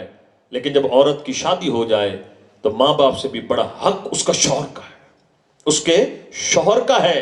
اور جب یہ بات سامنے آ جائے گی تو سمجھدار لوگ جب بیٹیوں کو الوداع کہیں گے, وہ کہیں گی بیٹی ہم نے دیکھ بھال کر تیرا رشتہ کر دیا ہے, تیرا شوہر وہ ہے جس کا مقدم, جس کا حق اللہ رسول نے ہم سے بھی بڑا رکھا ہے. بیٹا اس کو راضی رکھنا, میری بیٹی اپنا گھر بسانا ہے, اونچ نیچ ہوتی رہتی ہے, غصہ معاملات ہوتے رہتے ہیں, اگنور کرنی ہے بات, اپنا گھر بسانا ہے, 1000 بار خوشی سے آنا, بیٹا لڑ کے نہیں آنا ہے. میری بیٹی بات پلے باندھ, اب اس گھر سے تیرا جنازہ نکلنا چاہیے. پہلے کے بزرگ ایسے ہی کہتے تھے, آج کے بے وقوف کہتے ہیں ہم بیٹھے ہوئے پیچھے. نتیجہ کیا ہوا؟ عاشقان رسول ذرا سنیے گا. نمبر 1, یہ جو شوہر کا حق مقدم ہے, مشہور حدیث پاک ہے, نبی پاک صلی اللہ علیہ وسلم نے فرمایا اگر اللہ کے سوا کسی کو سجدہ جائز ہوتا, اللہ حکم دیتا, عورت کس کو سجدہ کرے؟ شوہر کو. کس کو؟ شوہر کو. ایک بڑی حدیث, بڑی پیاری حدیث پاک ہے, یعنی اس میں ایک عجب معاملہ بھی ہے اور ہمیں سمجھایا گیا. فرمایا خاوند کے جسم میں آولے پڑ جائیں, زخم ہو جائیں, اس میں ریشہ بھر جائے, عورت زبان سے پیپ چاٹ لے, خاوند کا حق ادا نہیں ہو سکتا. اور دعوت اسلامی کے جو اس وقت مفتیان کرام ہیں, ان کے جو ہیڈ ہیں, ہیڈ آف ڈپارٹمنٹ, رئیس دارالافتاء مفتی قاسم صاحب دامت برکاتہم العالیہ, آپ کا ایک میں بیان سن رہا تھا, فرمانے لگے کہ اگر عورت نفلی روزہ رکھنا چاہے, توجہ, عورت نفلی روزہ رکھنا چاہے اور خاوند اجازت نہ دے تو عورت نفلی روزہ نہیں رکھ سکتی. اور یہاں عورت یعنی بیٹی کے ماں باپ نے کہا جی آپ نے ہماری بیٹی کو اس کے کزن کی اوپٹن مہندی میں آنے سے روکا. کیسے روکا آپ نے؟ یہ باتیں آج طلاق کی وجوہات بن رہی ہیں. فلاں جناب ہماری جب غیر برادری مطلب بندہ ویسے تقسیم ہو جاتا ہے، وقت میں سے بھی برکت ختم ہو گئی، روزی میں سے برکت اٹھ گئی، وقت میں سے بھی، عمر میں سے بھی. اللہ اکبر. اب بار بار ماں باپ بلاتے خدا کا واسطہ ہے، جتنے بہنوں کے بھائی بیٹھے ہو اور والد جو بیٹھے ہو، بیٹی ضرورتاً گھر آئے. آپ خوشی سے 1000 بار بلائیں. اب اتنی بڑی برادری ہے، 7ویں میں بھی جائے، 10ویں میں بھی آئے، 40ویں میں بھی آئے، 20ویں میں بھی آئے، اوپٹن میں بھی آئے، مہندی میں بھی آئے، تو گھر بسا لیا پھر اس نے. اور الٹا ماں الٹی مت دیتی ہے. اور تیسری چیز یاد رکھیے گا، ایک کتاب ہے اس میں نے اپنی آنکھوں سے یہ روایت پڑھی، اس کا خلاصہ ہے ایک صحابی سفر پر گئے، جاتے ہوئے اپنے خاوند اپنی زوجہ کو کہہ گئے کہ جب تک میں واپس نہ ہوں تو اپنے والد کے گھر نہیں جانا. صحابیہ تھی، کوئی کنڈیشن نہیں لگائی، ایسا نہیں کہا کہ اگر گئی تو طلاق، جسٹ منع کیا نہیں جانا. وہ صحابیہ تھی، بات پلے باندھ رہی، پتہ تھا کہ شوہر کا مقام کیا ہے. پیچھے ان صحابیہ کے والد صاحب بیمار ہو گئے، انہوں نے پیغام بھیجا یا رسول اللہ ابا جی قبلہ بیمار ہیں، شوہر میرے واپس نہیں آئے، حضور مجھے منع کر کے گئے ہیں، کیا حکم ہے؟ باپ کی تیمارداری کروں یا شوہر کا کہنا مانوں؟ فرمایا شوہر کا کہنا مان. عورتوں میں بھی جا رہا ہے؟ اچھا، پھر تو بھائی خواتین کے حقوق بھی بیان کرنے پڑیں گے انشاءاللہ، وہ بھی کرنے. فرمایا شوہر کا کہنا مان. جب ان صحابیہ نے یہ پیغام سنا ٹھہر گئیں. سفر لمبے ہوتے تھے، پیدل سفر، گھوڑوں پر، اونٹوں پر سفر. صحابی نہیں آئے واپس، اور پیچھے سے ان صحابیہ کے ابا جی کی ڈیتھ ہو گئی. جب ڈیتھ ہوئی ان صحابیہ نے پیغام بھیجا یا رسول اللہ والد گرامی کی ڈیتھ ہو چکی ہے اور میرے شوہر واپس نہیں آئے، مجھے کہہ کر گئے تھے کہ میں جب تک نہ ہوں تو والد صاحب کے گھر نہیں جانا. آقا کیا حکم ہے؟ میرے آقا نے فرمایا شوہر کا کہنا مان. بات ختم ہو گئی. آگے سنیں، والد صاحب زیر زمین قبر میں ان کے چلے گئے. میرے آقا صلی اللہ علیہ وسلم صحابہ کے جھرمٹ میں بیٹھے مسکرا رہے ہیں. فرمایا اس صحابیہ نے اپنے شوہر کی تابعداری کی، اللہ نے اس کی اس نیکی کی برکت سے اللہ نے میری صحابیہ کے باپ کی قبر کو جنت کا باغ بنا دیا ہے. یہ باپ کی تربیت تھی، باپ کی. تو میں توجہ نہیں رہی، مجھے بتایا تھا عبد الباسط بھائی نے کہ ہماری جو خواتین علاقے کی وہ بھی شاید کہیں جمع ہو کر سن رہی ہیں، ان تک بات پہنچ رہی ہے. تو الحمدللہ آپ میری بہنوں، شب برات آتی ہے، آپ امام مساجد کے پاس بچے بھیجتے ہیں، قاری صاحب پرچہ دے دیں، نفل کیسے پڑھنے، تراویح کہاں پڑھنی ہے، جناب صلاۃ و تسبیح کا طریقہ بتا دیں. آؤ میری بہنوں، آج میں آپ کو ایک ایسی حدیث سنا رہا ہوں، یہ حدیث سنیں گی انشاءاللہ عز و جل آپ کا ایمان بھی تازہ ہوگا، آپ کی بچیوں کے گھر بھی آباد ہوں گے، اور انشاءاللہ وہ مقام ملے گا کہ سن کر انشاءاللہ عز و جل آپ کا سینہ اللہ کی رحمت کا مدینہ بن جائے گا. وہ سب سنیں بھائی حدیث. شب برات میں نفل پڑھنا بڑا اچھا، صلاۃ و تسبیح پڑھنا بڑا اچھا، لیکن تاجدار مدینہ علیہ السلام نے فرمایا 4 باتیں جس عورت میں ہوں گی اللہ اس عورت کے لیے جنت کے 8 دروازے کھول دے گا. بس میری بہنوں صلاۃ و تسبیح پڑھ رہی ہو تاکہ اللہ بخش دے، آپ شب برات میں عبادت کر رہی ہو تاکہ اللہ بخش دے. اور میں کتنی پیاری حدیث آپ کو سنا رہا ہوں، 4 باتیں جس عورت میں ہوں گی اللہ اس عورت کے لیے جنت کے 8 دروازے کھول دے گا. فرسٹ آف آل جن کی بیٹیاں ہیں ان کی تربیت اسی حدیث کے مطابق کریں. فرمایا جو عورت نماز پنجگانہ پڑھے، سیکنڈ رمضان کے روزے رکھے، تھرڈ اپنی عزت اپنی آبرو کی حفاظت کرے، 4 اپنے شوہر کو راضی رکھے. کتنی باتیں ہو گئی؟ 4 باتیں جس عورت میں ہوں گی نبی پاک صلی اللہ علیہ وسلم فرماتے ہیں وہ ایسی خوشبخت عورت ہے کہ نماز بھی پوری، روزے بھی پورے، عزت کی بھی حفاظت، شوہر کی بھی تابعداری. فرمایا اللہ ایسی خوشبخت عورت کے لیے جنت کے 8 دروازے کھول دے گا. تو اس لیے میری بہنوں گھروں میں ٹھہری رہو، اپنے شوہر کا کہنا مانو. اور اب دوسرا تصویر کا رخ کیا، کچھ خواتین کے بارے میں بھی احادیث میں ذکر ہے، تو آئیں سنیں. تاجدار مدینہ علیہ الصلوۃ والسلام فرماتے تم میں سے بہترین شخص وہ ہے جو اپنے بیوی بچوں سے حسن سلوک کرتا ہے. اور پھر ارشاد فرمایا میرے صحابہ تم میں سے سب سے زیادہ اپنے گھر والوں سے اچھا سلوک کرنے والا میں محمد ہوں. آگے ارشاد فرمایا عورت کی رسپیکٹ، عورت کی عزت شریف آدمی کرتا ہے. جملہ نہیں سنا رہا, حدیث کا مفہوم سنا رہا ہوں. عورت کی عزت شریف آدمی کرتا ہے اور عورت کی بے عزتی کمینہ شخص کرتا ہے. وہ کیسا پاگل ہے, گھر میں آ کے جس کا بی پی شوٹ ہو گیا, بیوی نے پانی دیر سے رکھا تو ماں بہن کی گالی, نمک کم ہو گیا تو گالی, نمک زیادہ ہو گیا تو گالی, چائے میں میٹھا کم ہو گیا تو گالی, چائے میں میٹھا زیادہ ہو گیا تو گالی, چھوٹی چھوٹی باتوں پر استری میں دے رہے ہوئی تو گالی. او بدنصیب, زبان پر گالی ٹکی ہوئی ہے. کبھی بیوی کو گالی دیتا ہے, کبھی بچوں کو گالی دیتا ہے, کبھی کسی بھائی کو گالی دیتا ہے, اور بعض بدبخت ماں باپ کو بھی گالیاں دیتے ہیں. تاجدار مدینہ علیہ السلام نے فرمایا کچھ لوگوں کو جہنم میں داخل کیا جائے گا, ان کے منہ سے بدبو آئے گی, تعفن جہنم کے اندر پھیل جائے گا. سرکار علیہ السلام فرماتے ہیں وہ بدبو جو جہنم کے اندر پھیلے گی تو نبی پاک صلی اللہ علیہ وسلم فرماتے ہیں وہ جو آگ میں جل رہے ہوں گے نا جہنمی, نئے آنے والے جہنمیوں کی منہ کی بدبو جب پہنچے گی وہ پتہ کیا کہیں گے او نئے آنے والے جہنمیوں تمہارا بیڑا غرق ہو جائے, ہم پہلے آگ کے عذاب میں مبتلا تھے, تمہاری منہ کی بدبو نے ہماری اذیت میں اور اضافہ کر دیا. پھر آگے میرے آقا نے فرمایا یہ وہ بدنصیب ہوں گے جو دنیا میں منہ سے گالیاں دیا کرتے تھے. ایک نعرہ پھر نہ ہو جائے, شیطان کے خلاف جنگ. یار جتنا زور لگا کر شوق سے میں بیان سنا رہا ہوں, آپ کا رسپانس ویسا نہیں.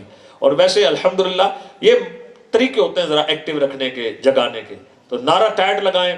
یہ کم بخت جو ہے نا, دیکھو انڈیا یا امریکن سب کے پیچھے شیطان ہے, تو ہم نے سب کے گرو کو پکڑا ہے. تو ایک نعرہ ایسا لگاؤ کہ گرو کا بیڑا غرق ہو جائے. بولے شیطان کے خلاف جنگ جاری رہے گی. اللہ اکبر.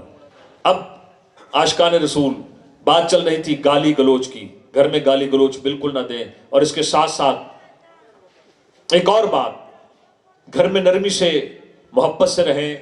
جس کی بیوی ہو ذرا زبان کی تیز, کئی ہوتے ہیں نا ماموں کی بیٹی ہے, چچا کی بیٹی ہے, مرد بھی صبر. یہ کہ کوآپریٹ جوائنٹ ایفرٹس ہوں گی تو گھر چلے گا. اگر شوہر کبھی غصہ کرے بیوی کبھی کمپرومائز کرے, بیوی کبھی ناراض ہو جائے شوہر کبھی کمپرومائز کرے, بیوی خدمت بھی کرتی ہے, کپڑے بھی دھوتی ہے, بچوں کو نہلاتی دھلاتی ہے, سب کچھ کرتی ہے, زبان کی تھوڑی تیز ہے. شوہر نے کہا چلو کوئی نہیں یار. سنیں نبی اپنا کتابوں میں لکھا ہے, روایتوں میں, جس کی بیوی ہو بد اخلاق اور شوہر کرے صبر. شوہر کیا کرے؟ صبر. اللہ قیامت کے دن اسے ایوب علیہ السلام کی مثل ثواب عطا فرمائے گا. اور جس کا شوہر ہو ظالم, بیوی کرے صبر, اللہ قیامت کے دن ایوب, حضرت آسیہ رضی اللہ تعالیٰ کی مثل اس کو ثواب عطا فرمائے گا. میرا مقصد یہ تھا, میلاد پاک کا ایک اہم ترین اصلاحی ٹاپک تھا, ہماری بہنوں بچیوں کے گھر آباد ہوں. اللہ کی قسم میں آپ کو دل کی بات بتاؤں, دل خون کے آنسو روتا ہے.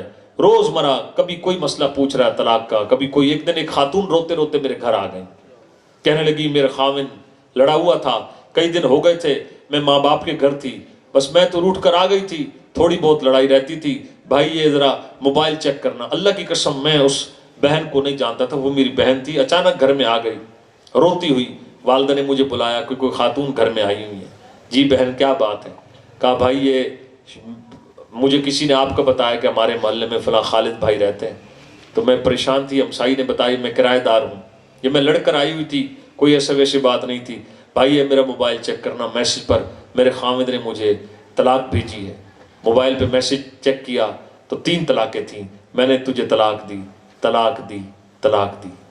تو کہنے لگی بھائی کوئی اور حل, اس میں کیا ہے؟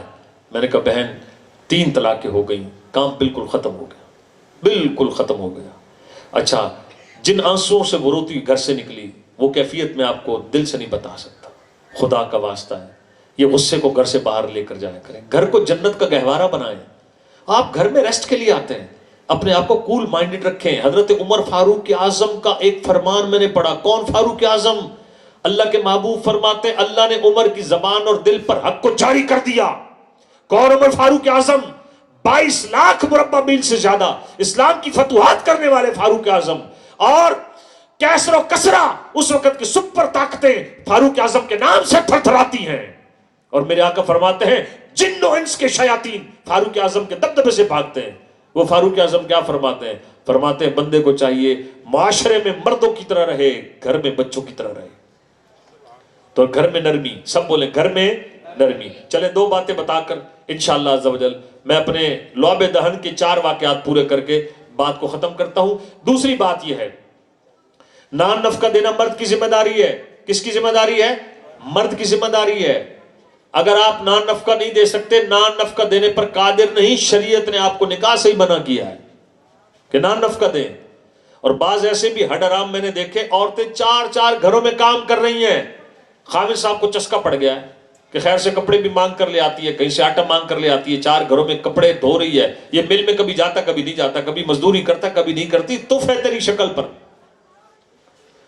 میرے آقا صلی اللہ علیہ وسلم کی بارگاہ میں جب میرے آقا نے حکم دیا اپنے بیوی بچوں سے حسن سلوک کرو، ایک شخص نے عجیب سا سوال کیا. وہ کہنے لگا یا رسول اللہ، نہ تو میری بیوی ہے نہ میرے بچے ہیں، ماں باپ زندہ کوئی نہیں، بہن بھائی بھی کوئی نہیں، only one person، اکیلا رہتا ہوں گھر میں، اور ایک مرغی رکھی ہوئی ہے.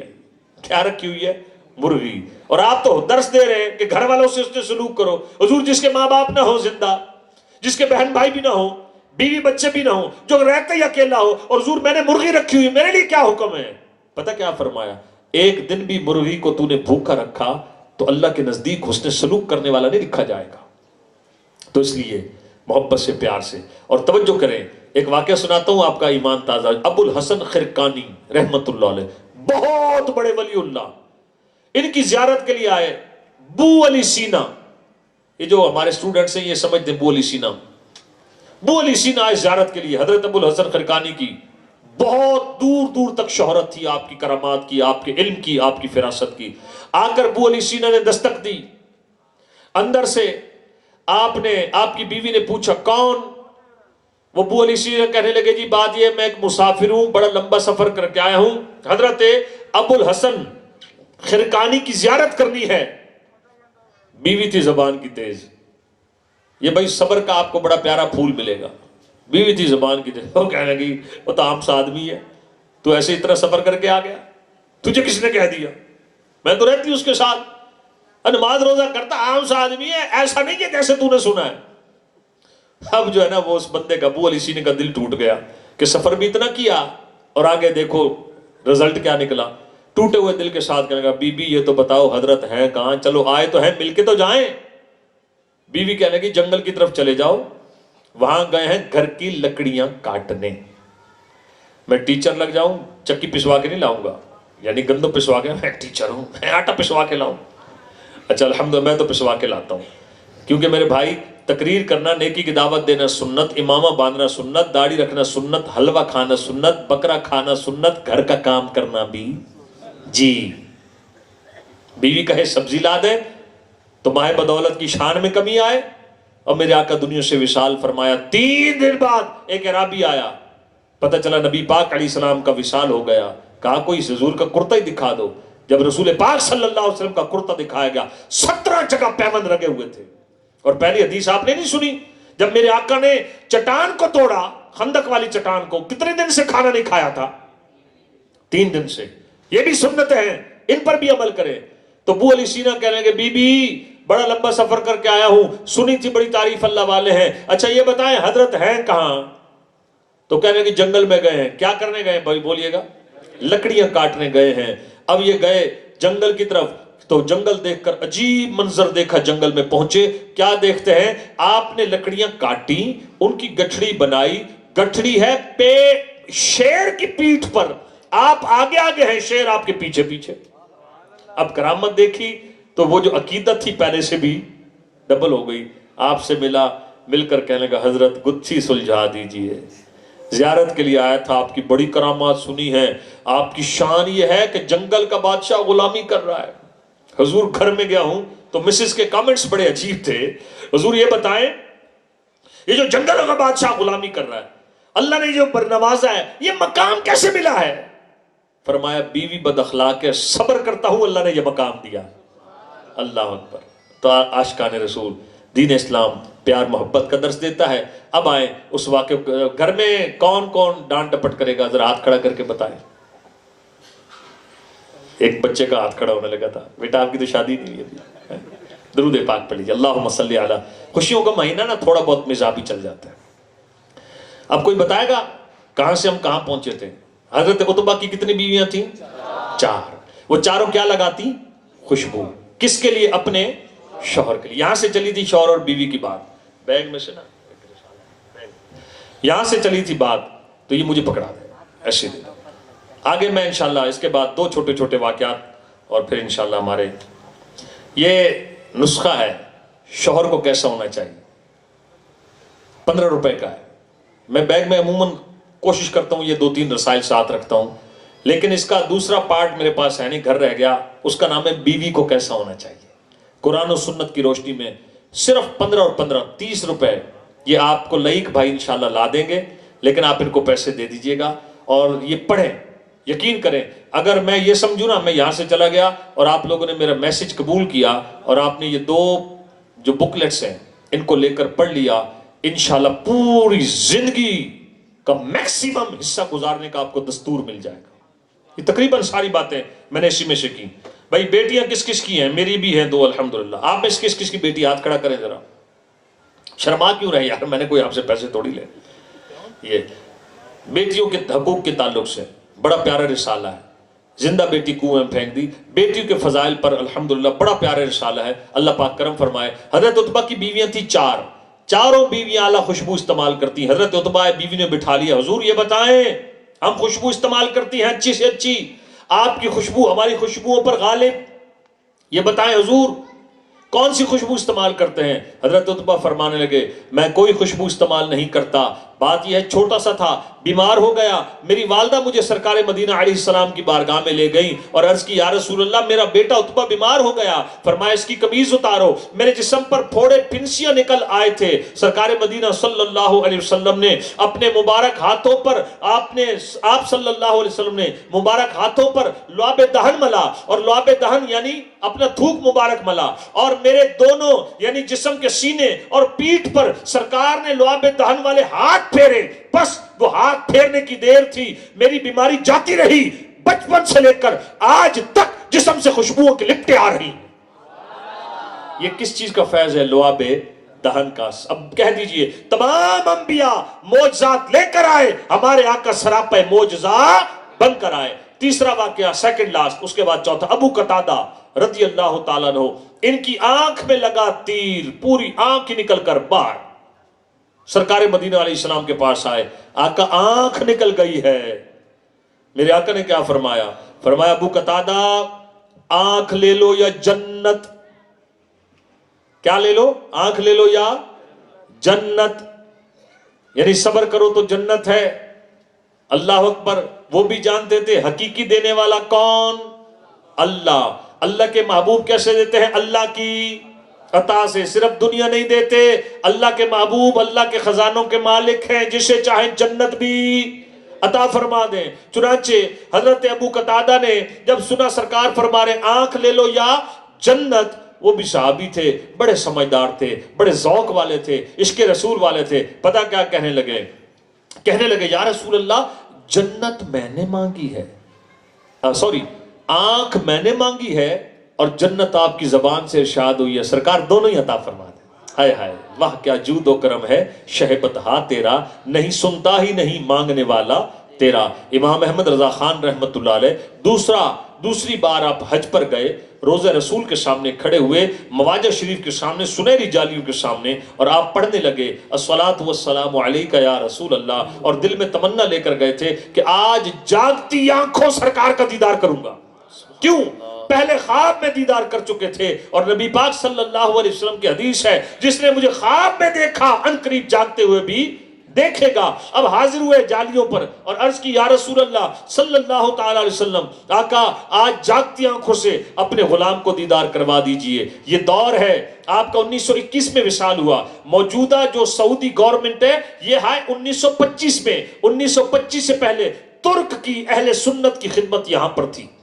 کوئی دقیق بات نہیں کر رہا. 1925 میں موجودہ حکومت آئی, 1921 میں اعلیٰ حضرت کا وصال ہوا. اس سے پہلے تمام یہاں پر الحمدللہ عاشقان رسول تھے. شاہ ولی اللہ محدث دہلوی آپ فیوز الحرمین میں لکھتے ہیں کہ یہ سعودیوں سے پہلے کی بات ہے. میں مکہ المکرمہ میں جہاں نبی پاک جس گھر میں پیدا ہوئے تھے اس جگہ پر حاضر ہوا. روزانہ وہاں حضور کی ثنا خوانی ہوتی تھی. فرماتے میں وہاں گیا, عرب لوگ دیگر आशिकाने लोग रसूल पाक की नात पढ़ रहे थे, हुजूर का जिक्र हो रहा था। शाह वली अल्लाह मुहद्दिस देलवी कहते हैं मैंने देखा आसमान से नूर बरस रहा है। फरमाते जब मैंने गौर किया, मोमिन थे ना, फिरासत वाले थे, फरमाया गौर किया वो जो नूर बरस रहा था वो कोई मामूली नहीं, उन फरिश्तों का नूर था जो उस महफिल मिलाद मुस्तफा में आ रहे थे। ये शाह वली अल्लाह मुहद्दिस देलवी ने लिखा। तो बहरहाल आला हजरत हाजिर हुए। अच्छा ये इसके क्लोज का मुझे दे दीजिएगा इशारा, मैं तो लगा हुआ हूँ जब तक वो। अच्छा चलो ठीक, पीछे अगर हो सके तो एक नात बन जाए बस ठीक है, मैं तो पहले कह चुका। जज़ाकल्लाह। तो अब आला हजरत हाजिर हुए और हाजिर होकर अर्ज की, या रसूल अल्लाह सल्लल्लाहु अलैहि वसल्लम, आका जागती आंखों से दीदार करना चाहता हूँ। पूरी रात गुजर गई, ख्वाब में दीदार न हुआ। दूसरी रात आई, आला हजरत दोबारा खड़े हुए बारगाह रिसालत में और अर्ज की, या रसूल अल्लाह जागती आंखों से दीदार करवाइए। ये तमन्ना दिल में है। जब वो जो अंदर का इश्क के भांबड़ थे, आय हाय, जब वो खूब भड़के और जब बज़ाहिर सब्र का पैमाना लबरेज हो गया, बारगाह रिसालत में आला हज़रत ने कहा वो सुए लालाजार फिरते हैं, तेरे दिन ए बहार फिरते हैं, उस गली का गदा हूं मैं जिसमें मांगते ताजदार फिरते हैं, फूल क्या देखूं मेरी आंखों में, दस्ते तैबा के खार फिरते हैं, कोई क्यों पूछे तेरी बात रजा, तुझसे कुत्ते हजार फिरते हैं। यहाँ आजी की है, आला हज़रत ने कहा अहमद रजा तू क्या है, और तेरे जैसे यहाँ हजारों फिरते हैं, कोई क्यों पूछे। तड़प पर सदा लगाई, हुजूर की रहमत जोश में आई, पर्दे उठ गए और मेरे इमाम ने जागती आंखों सरकार का दीदार किया। आज भी वो किसी को खाली लौटाते नहीं है। तो अबू कतादा आए, हुजूर आंख निकल गई, फरमाया आंख पर सब्र करो तो जन्नत है। अर्ज किया आका आंख मैंने तलब की है, जन्नत आपने इरशाद फरमाई है, सरकार दोनों ही अता फरमा दें। हुजूर ने जन्नत की टिकट भी दी, आंखों पर जनाबे वाला यहाँ उस पुतली को रखा, लौबे दहन लगाया, अबू कतादा की आंख ऐसे हो गई जैसे कुछ हुआ ही नहीं था। और कुर्बान जाएं आशिकाने रसूल। अब मैं चौथा वाक़या उसको बिल्कुल बयान नहीं करता और एक मैसेज मैं आपको देना चाहूंगा, खुसूसन अल्हम्दुलिल्लाह मोहब्बत से प्यार से अपने स्टेज वाले लोगों को भी। मेरे भाई ने नारा लगाया मेरे बयान से पहले, मुझे बहुत अच्छा लगा। इन्होंने नारा लगाया पूरा, नारे तकबीर, नारे रिसालत, नारे खिलाफत। अच्छा यार, ठीक है जी, ये वो नारा लगाया। ये जब नारे खिलाफत लगता है ना तो इसका मतलब ये आगे जो या अली कहना है ना नारा हैदरी पर, तो हम या अली वो कहने वाले हैं जो सिद्दीक अकबर के घर का भी पानी भरते हैं, फारूक आजम के भी गुलाम हैं, उस्मान गनी के भी अल्हम्दुलिल्लाह कदमों की खाक को आंखों का सुरमा बनाते हैं। और मेरे भाई ने आखिर में हजरत अली की मनकबत पढ़ी, तो अल्हम्दुलिल्लाह बिहम्दिही ताला हजरत अली हो, हजूर की आल हो, जब तक उस पर दरूद ना भेजें तो नमाज यानी मुकम्मल नहीं होती। अगरचे मुहम्मदन अब्दुहु व रसूलु तक पढ़ना वाजिब है, दुरूद इब्राहिमी सुन्नत है, लेकिन हर नमाज में आप हजूर की आल पर, तो हजरत अली का जिक्र भी दिलों को ठंडा करता है। लेकिन आशिकाने रसूल ये भी साथ साथ अर्ज करूं कि खुसूसन हमारे स्टेजों से अल्हम्दुलिल्लाह दौरे हाजिर में जहां हजरत मौला अली शेर खुदा, हजरत इमाम हसन हुसैन रज़ी अल्लाह ताला अन्हुमा के जनाबे वाला वो जाए पैगामात, तो वहीं पर हमारे स्टेज से सैयदना सिद्दीक़ अकबर की शान भी बयान हो। अच्छा मेरा पैगाम नकीब के लिए था आप तो सब, और ये नकीब जितने भी हमारे नकीब हों या खतीब हों, देखिए अल्हम्दुलिल्लाह सैयदना सिद्दीक़ अकबर की मनाक़िब भी हमें याद होती और हैं। फारूक आज़म रज़ी अल्लाह तआला का जिक्र करें, इस अंदाज में जिक्र करें कि पूरा पूरा इजहार हो कि हम हजरत अली के वो मानने वाले हैं जो बिहम्दिही ताला अबू बकर सिद्दीक, फारूक आज़म। और एक रिवायत ना सुना दो, इमाम बुखारी ने लिखी, इमाम बुखारी इमाम बुखारी ने नकल की बुखारी शरीफ में, मोहम्मद बिन हनफिया हजरत अली के बेटे हैं। हजरत फातिमा के बाद जो आपने निकाह किए उनमें आपके बेटे थे मोहम्मद बिन हनफिया। उन्होंने अर्ज की, या अली अब्बा जान, आप सहाबा बड़े शान वाले, आप में ये बताएं अब्बा जान, आप तमाम सहाबा में पहला नंबर किसका? इल्म के शहर का दरवाजा मौला अली शेर खुदा। मौला अली पर भी टेंशन न लिया करें। वैसे तो हदीस में जिसका मौला मैं उसका मौला अली, मेरे नाम से पहले हो सकता है भाईजान ने कहा मौलाना खालिद साहब, तो जब 15वीं सदी में 2-4 किताबें पढ़ के रट्टे लगाने वाला मौलाना, नून अलिफ ना हटाएं तो बाकी मौला, तो भाई 2-4 किताबें पढ़ने वाला मौला बन गया, तो जो इल्म के शहर का दरवाजा है उसे मौला कहने में भी हर्ज नहीं। मौला सरदार, आका, रहबर, रहनुमा, اور مددگار کے معنوں میں بھی آتے ہیں. اور مولانا ہمارے آقا، جب 15ویں صدی کے اسکول آف تھاٹ کے لوگ مولانا ہو سکتے ہیں تو حضرت علی کو بھی مولا کہنے میں حرج نہیں ہے. اور بات چلی تھی، حضرت علی نے پوچھا، حضرت علی کے بیٹے نے پوچھا، ابا جان آپ صحابہ میں سب سے زیادہ فضیلت والا کون ہے؟ پتہ کیا کہا حضرت علی نے؟ فرمایا بیٹا ہم صحابہ میں سب سے زیادہ فضیلت والے ابو بکر ہیں. پھر آپ نے سوال دہرایا حضور اس کے بعد؟ حضرت علی نے فرمایا حضرت ابو بکر کے بعد سب سے زیادہ فضیلت والے حضرت عمر ہیں. اب حضرت محمد بن حنفی آپ کے بیٹے نے سوال چینج کر دیا، ابا جان اس کے بعد تو یقیناً آپ صحابہ میں سب سے زیادہ بزرگ ہیں. فرمایا بیٹا میں تو عام سا آدمی، میں تو مسلمانوں میں سے ایک عام سا مسلمان ہوں. تو اللہ پاک کرم فرمائے، ایک نعرہ سنائے، میں اسٹیج چھوڑتا ہوں. ہر صحابی نبی جنتی جنتی، ہر صحابی نبی جنتی جنتی. کسی ٹینشن کی ضرورت نہیں ہے، 14 صدیاں گزر گئیں، امت کا اس پر اتفاق ہے، ہر صحابی نبی جنتی جنتی. امام اعظم نے 55 حج کیے، جس جگہ فوت ہوئے 7000 قرآن آپ نے ختم کیے، لیکن تابعی تھے. 55 حج کرنے کے باوجود اور ہزاروں قرآن پڑھنے کے باوجود امام اعظم صحابی کے مقام کو نہیں پہنچ سکتے. اللہ سے دعا کرتا ہوں نقلاً عقلاً کہیں مجھ سے بتقاضۂ بشریت کوئی غلطی ہو گئی ہو، اللہ درگزر فرمائے، اور اللہ پاک ہمیں شریعت کے دائرے میں رہتے ہوئے اسی طریقے سے قرآن و سنت کی تعلیمات پر عمل کی توفیق عطا فرمائے.